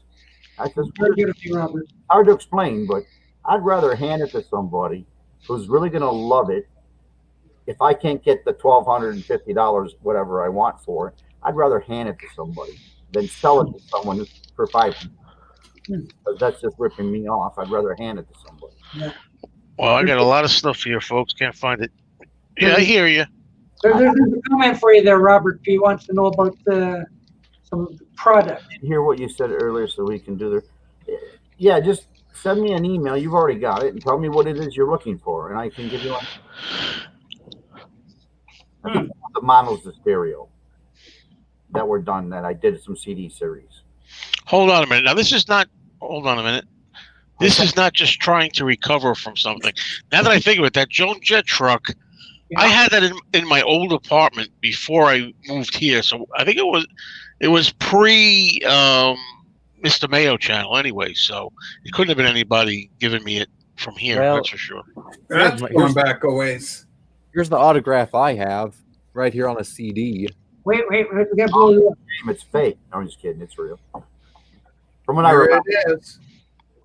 And I didn't take this to get signed. I ordered a used copy of this CD on Amazon, and it was already signed. That looks real. I just see compared to mine, but it looks like it's Trying to get it out of the glare. It makes no sense that somebody would, forge it. Just doesn't make any sense. If it's a forgery or something that I'll just get rid of it. It doesn't mean anything. I had two Pete Best I got rid of. I had a few others. The only ones I have left are the Zombies and the Monkeys. I've got all the Monkey signatures on one album and all the Zombie signature on one album. Very cool. Yeah, I had an opportunity to get Davy Jones. He was at a show, and I said, I'll get him some other time. Hi, Hunter. Hello. There's the COVID baby. He's all well. He never really got sick. He had a runny nose for 2 days, but he had to stay away for 16 to make sure he wouldn't hurt Papa. Sure. Well, that's the thing. You could just have the common cold, and everybody, oh no, he's got COVID. Oh. Yeah, that happened to me. I thought I had a cold the last couple of days. Look at the TV. Well, that's okay. I'm going to be off in a minute. I'll come play with you. Are you ready to play the game? What are you doing? I don't have any of that invisible ray. Look at the TV. She doesn't care about. Yeah, Invisible Ray's asking about the Wings box set. I don't have that. I didn't know it existed. Telling the granny to watch the TV to see me. She sees me every day. She don't want to look at me on TV. I got a couple of sports autographs, and I've got some Yes, the band Yes, which includes Alan White, though. Alan White with Plastic Ono Band. I have Alan White's autograph. What do you know? I have somebody from Yes. Yeah. I used to have Fred Schneider, but I got rid of it. B-52s. Yes. See, I know my stuff other than Beatles. There you go. Of course you do, Joe. We know that. A little bit. You like Joan Jett quite a bit. You've shown a lot of her stuff. This is true. He's got Joan Jett signatures and everything. He's met her. Oh yeah, I met her a few times. Joe's got some good albums. Fact, here's one right here. He just happened to Randy. I think I've showed this before on camera. This happens to be at my feet, so. Ooh, Oh, now there you go. an autograph too. Wow, Nice greeting. Nice meeting you. Nice meeting you. Yeah. that is nice.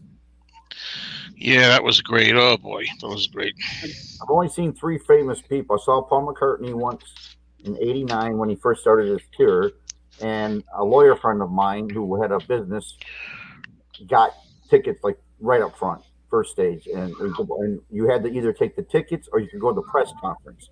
And I chose the tickets, and he chose the press conference. And I wish I had gone to the press, but I skipped it. We had a choice between us two, and because we were in some kind of drawing for a radio show, and my wife entered it and won, and then gave me the tickets and him. So you could fill either one. And then I saw Bob Steger in person because we sold his house here in Grosse Pointe that he had. My mother was a real estate agent, and he was from this area. And then Alice Cooper I saw when I was very young, when he was playing like, locally, and John Mayall, which is still playing around the Detroit area if you can catch him. So he's a blues artist. Other than that, I haven't seen anyone else. I was probably at that same show. I had like an hour chit chat with Joey Mullen from Badfinger about the Beatles, playing with John Lennon, George Harrison. The back kind of story. He enjoyed me because I knew about Richard Diello, and he goes, "Oh, that's Richard Diello. He's a good friend of ours." Because I'd read The Longest Cocktail Party, and so we got along very well because he knew I knew stuff about him and his creative output and stuff. So it was really enjoyable. And of course, Stephen Schnee, the wonderful Stephen Schnee, just interviewed Joey like a couple of weeks ago. So people I've met at conventions, as a record show, we'd go to the Chicago convention and we'd set up tables and you'd meet those people that were there. That's how I got Pete Bezos' best signatures and stuff. But I don't count them because you're just over the table and you're throwing this and you really get to talk to them. I've had your mileage varies that way. Yeah, that's the one. That is one of the best insider accounts of all time. It's fantastic. It's by Richard DiLello. Yeah, Diello. It's pronounced Diello. Joey told me. I see a Playboy bunny on that cover. It is the Playboy edition. I have not heard that one. I think that's why Doc got it. There's no pictures in it, honestly. I had the old hardback of it. It was white with the green. That's white and green apple on it, and it was really good. I read a lot of them. I read Hunter Davies, the official biography, years ago, and all sorts of stuff. The Beatles Illustrated Record was such a great book. I've recently picked that up again earlier this year. Yeah, that's good. And Nicholas Schaefer's Beatles Forever, that was a good one. That's one of the first books I had, I think. Yeah, they were very popular. I was collecting those back in the day. I did like the stereo ads in that magazine, though. They had some cool stereo ads. Yeah, probably from Radio Shack or something. Oh, I'm talking about high-end stereo ads, Marantz and things like that back in the day. I'm talking Radio. I don't think Marantz lives around anymore. Radio Shack, but I love the Marantz ads. I've got a Pioneer system. Do you think Pioneer's around today? I had a Pioneer once in my life, and then I switched to. That's probably like 20 years old over there. I haven't seen Pioneer recently. Well, Pioneer may be gone. Brand new. The last Pioneer I bought was '79. I think I bought one. But it still works, though.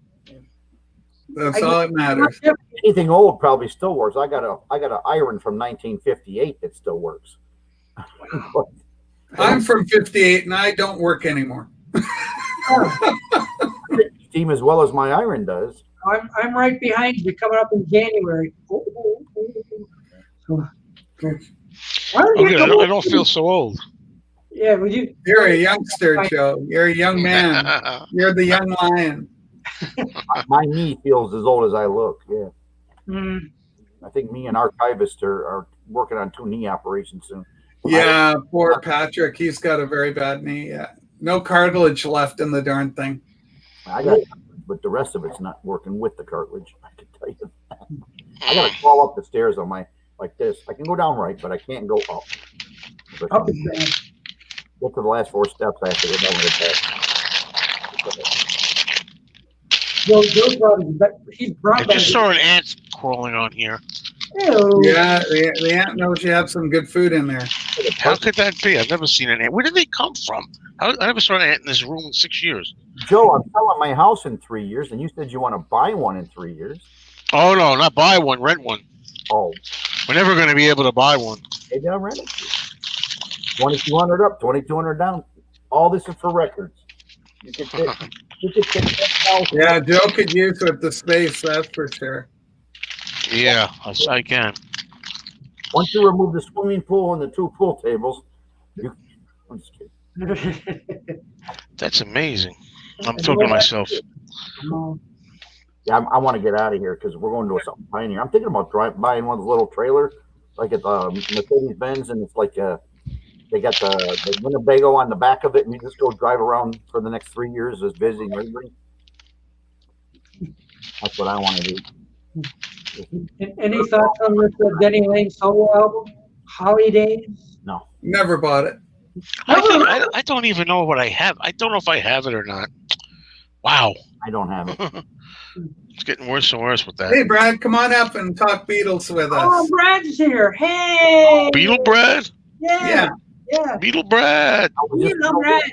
Oh, boy. Brad, come on up and talk Beatles. Oh, my God, I get to meet Beetle. No, sorry. I'm going to bounce in my seat. I'm going to say, oh, boy, Beetle Brad. I get to meet Beetle Brad. I love Beetle Brad. He's a good man. Beetle Brad. I get to meet Beetle Brad. See, he's got that album. Come on up. I'm worried about this ant. Oh, my God. The big ant? Is he taking all your sandwiches? What? Well, I had an egg sandwich in the morning and an orange juice container, and I left it in here for like a couple of days, and I was finished with it. There's no food left in it. I mean, it just obviously. But the thing is, where they come from? They don't come from outside into the. They just get born in the air. Yeah, they come in anywhere. As long as it didn't move it from one end of your room to the other, you're all right. Charlie Pride Day out in Basin Land. Beetle Brad's in the house. Well, come on up. Hurry up. Oh my God, I'm going to meet Beetle Brad. I got to say, oh my God, it's an honor for me. It's an honor to be on the name cat Beetle Brad. And it was on this very show that happened. I got to say, that was funny. It's a line that will be in infamy, I guess. So. Oh my gosh! They even made a T-shirt of that. So. Well, I'm in the new year. I'm unveiling the Invisible Ray line of cups. I'm getting a few, some of the channels, and I'm definitely getting the I've asked the permission of both Beetle Brad and the wonderful Richard Maca Mania Dolan. And so I'm going to have the cup. And when, on my streams, everybody will see the, oh my God, I'm going to meet Beetle Brad cup. Don't forget the Doc Dacus one. I know. That's yours looks really good. I don't know what happened. Mine doesn't look so good, though. Yours is good because it's got the very powerful line that says, first generation Beatle fan. Well, that whole thing with me, I'm fine being a second, third, or fourth. Somebody just suggested you probably were first, so I thought about it. Like, I guess I am. I don't have to be. I'm fine with not being. No, you are first generation. I don't know. You provided a very clear rationale for it. They were. Oh, good. I bought my first Beatle album in 1966, and they were still a band. So, Beetle Brad, well, make sure you get one in your happy Beatle loving hands too. Put one in his stocking. Put your stocking up, Beetle Brad, and we'll put one in your stocking. There's definitely going to be a BeatleBoy 909 one. I'm getting one of those too. It's out of my stocking. I've been eating for a week. Hot tamales. Does BeatleBoy have a Beatle haircut? Looks like it, right, Mason? He's early 62 Beatles. There's my Beatle haircut. It's just the way I've always had my hair done. I mean, here's the thing: when I get it cut real short, it looks worse than it does now. So I'm trying to grow it a little. I think he looks more like Peter Moon. I would like to see Beetle Brad put on a Beetle wig in one of his videos. He was just mentioning it.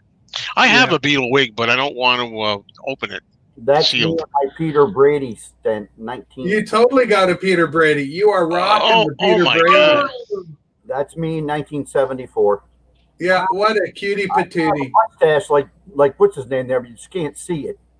It was just starting. Yeah, it's fairly faint at that age, that young age. Oh, come on, good-looking young buck. Come on, Beetle Brad, come on up here. Come on, Beetle Brad. We need to meet Beetle Brad. Oh my God! I linked them. Oh, I assure you, I've met Beetle Brad, and he is a fantastic guy. I mean, he is. I met him at the Beetle Festival. That is hilarious. I mean, Batman and Robin with the butcher. The other night, the other night we were on Rachel's show, and he came up there, and for the next 2 hours it was me and him talking about Beatles stuff.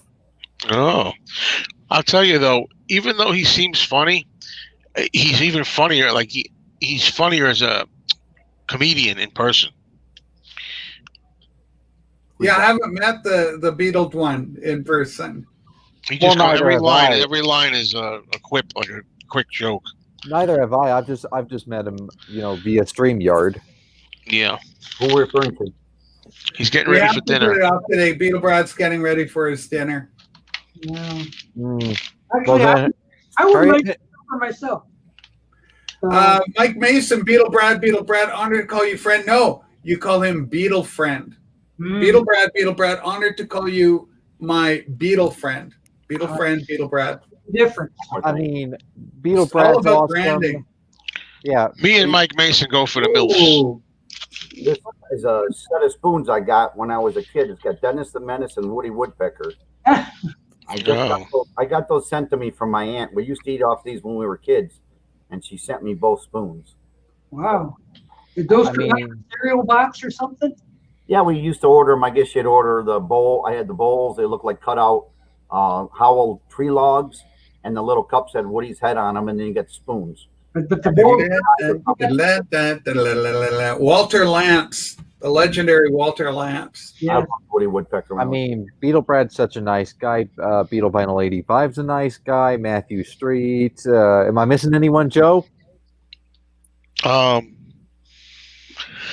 C. Records. You've I forgot you've met all of those people at the fest. Mark yeah, P. we were P's a pretty big Beetle channel. Who's that? P. Mark P. He hasn't done another. I want him to do another review with his wife. That's always a good thing. Yeah. He reviews albums with his wife. Yeah, Mark P's great. Yeah. What do you think about it, dear? I don't like it.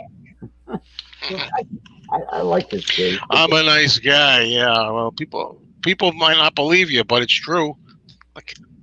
Well, we believe you're a nice guy here, Joe. I rant once in a while. Well, that's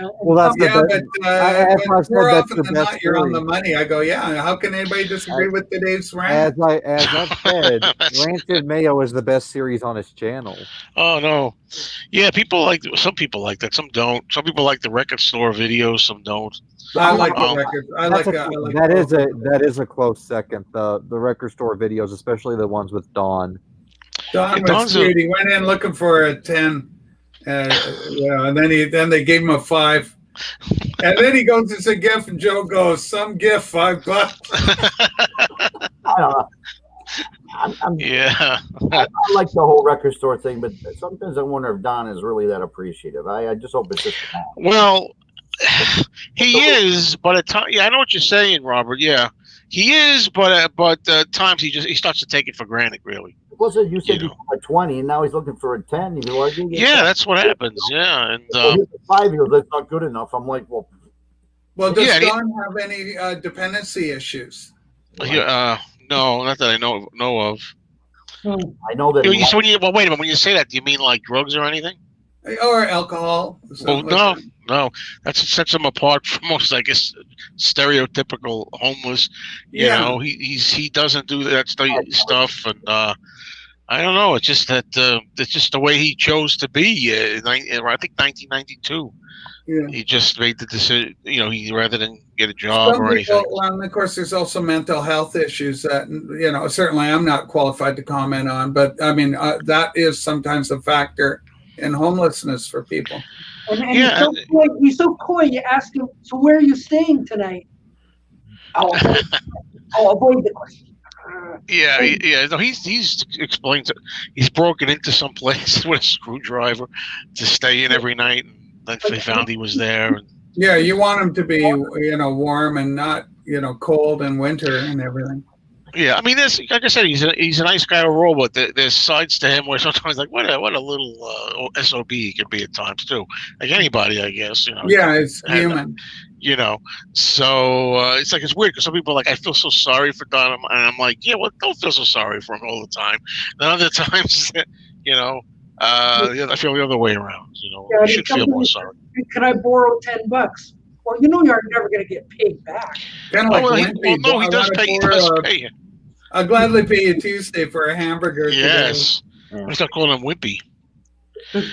But he does. He pays Joe, the store owner, back a lot of times. But that's the thing. He gets the Social Security check.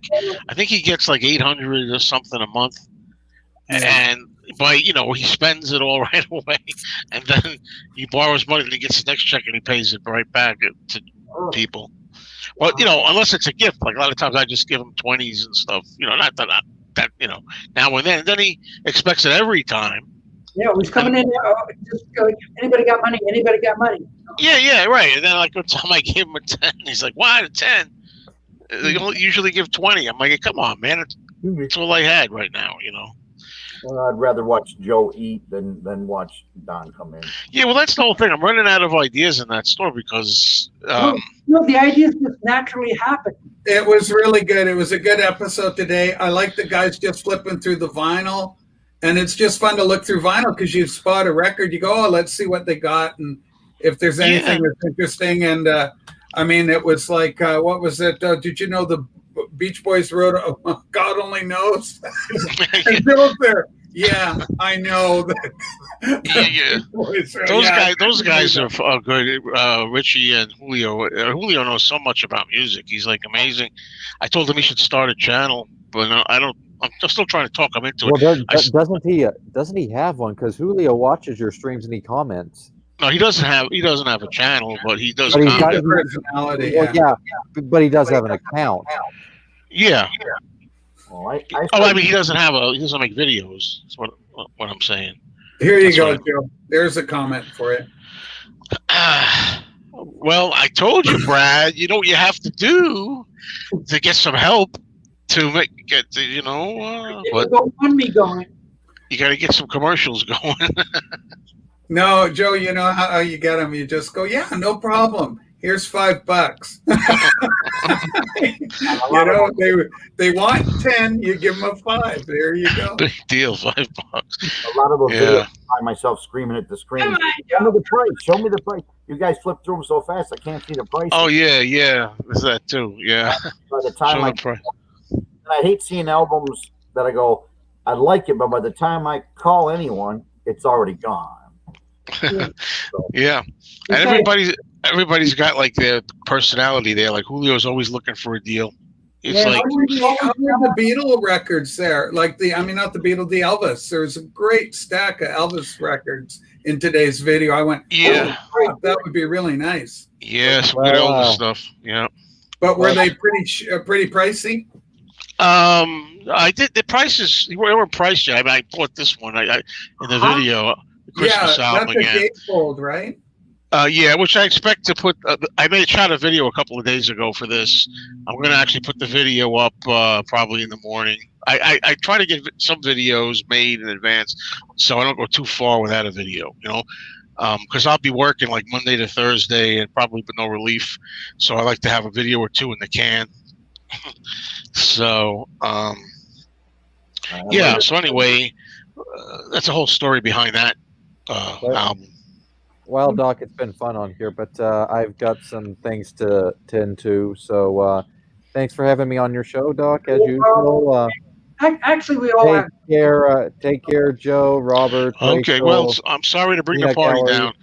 Just kidding. Okay. I think it's pretty much. Oh, look at that. How's that for adorable? That's my Alaskan baby I can't see. She's still there. She just turned to you. Oh, my God. Oh, my. Look at that. Oh, yeah. God, cute. That's like a Time Life cutie patootie. He looks like Baby Yoda. Pardon me? He looks like Baby Yoda. Oh, come on. She's cute. Oh. Yeah. Oh, look. Now Joe's focusing on the eyes. Just the eyes. Just from my eyes with the glasses. I haven't seen her since she was a baby. For a year and a half. Oh, wow. That long? I haven't seen her since she was born. It's so sad. And we're until February now. It's 23 hours of darkness there, I think, right now. 50 below zero. It gets to 40 below zero. She said there was 25 inches of snow out and 2 mooses in the driveway. So I don't think I'm going there in the next week. But my other granddaughter's here, so. Yeah, I can't get out of the driveway. The moose are in the way. It was enjoyable. Thank you for putting up with us, or me, I should say. Putting up. Joe. Good seeing you as always. I thank everyone for coming today. Joe, Rachel. Thank you for being the host. And if we do get the snow that they're saying we're going to get here Wednesday into Thursday, that's enough. Maybe I'll rant about it. Good. Joe, don't forget snow angels again. I wanted to pack the area right up. Okay. Yeah. And Joe, I consider putting way back in the back of your mind. Love to do an interview. I'm doing an interview series with all these. I saw a bunch of interviews. Yeah, I saw you. Well, I mean, I saw you had some with Mason and Richard Dolan. Yeah, we're getting Matthew Street and I are in talks, but I'd love to get. And Beetle Brad is going to be coming on, and we love to get. Pretty cool. Okay. We're the Beetle guys out, but it'd be great to have you, Joe. Okay, that'd be nice. All right, we'll see what we can do. All right, love you. Okay. Doc, thank you. Yes, take care, everyone. We'll see you next week. Bye now. Okay, everybody. Bye. Bye. Close. There we go. We're out. On, out, being, out, shoo. Shoo. Shoo.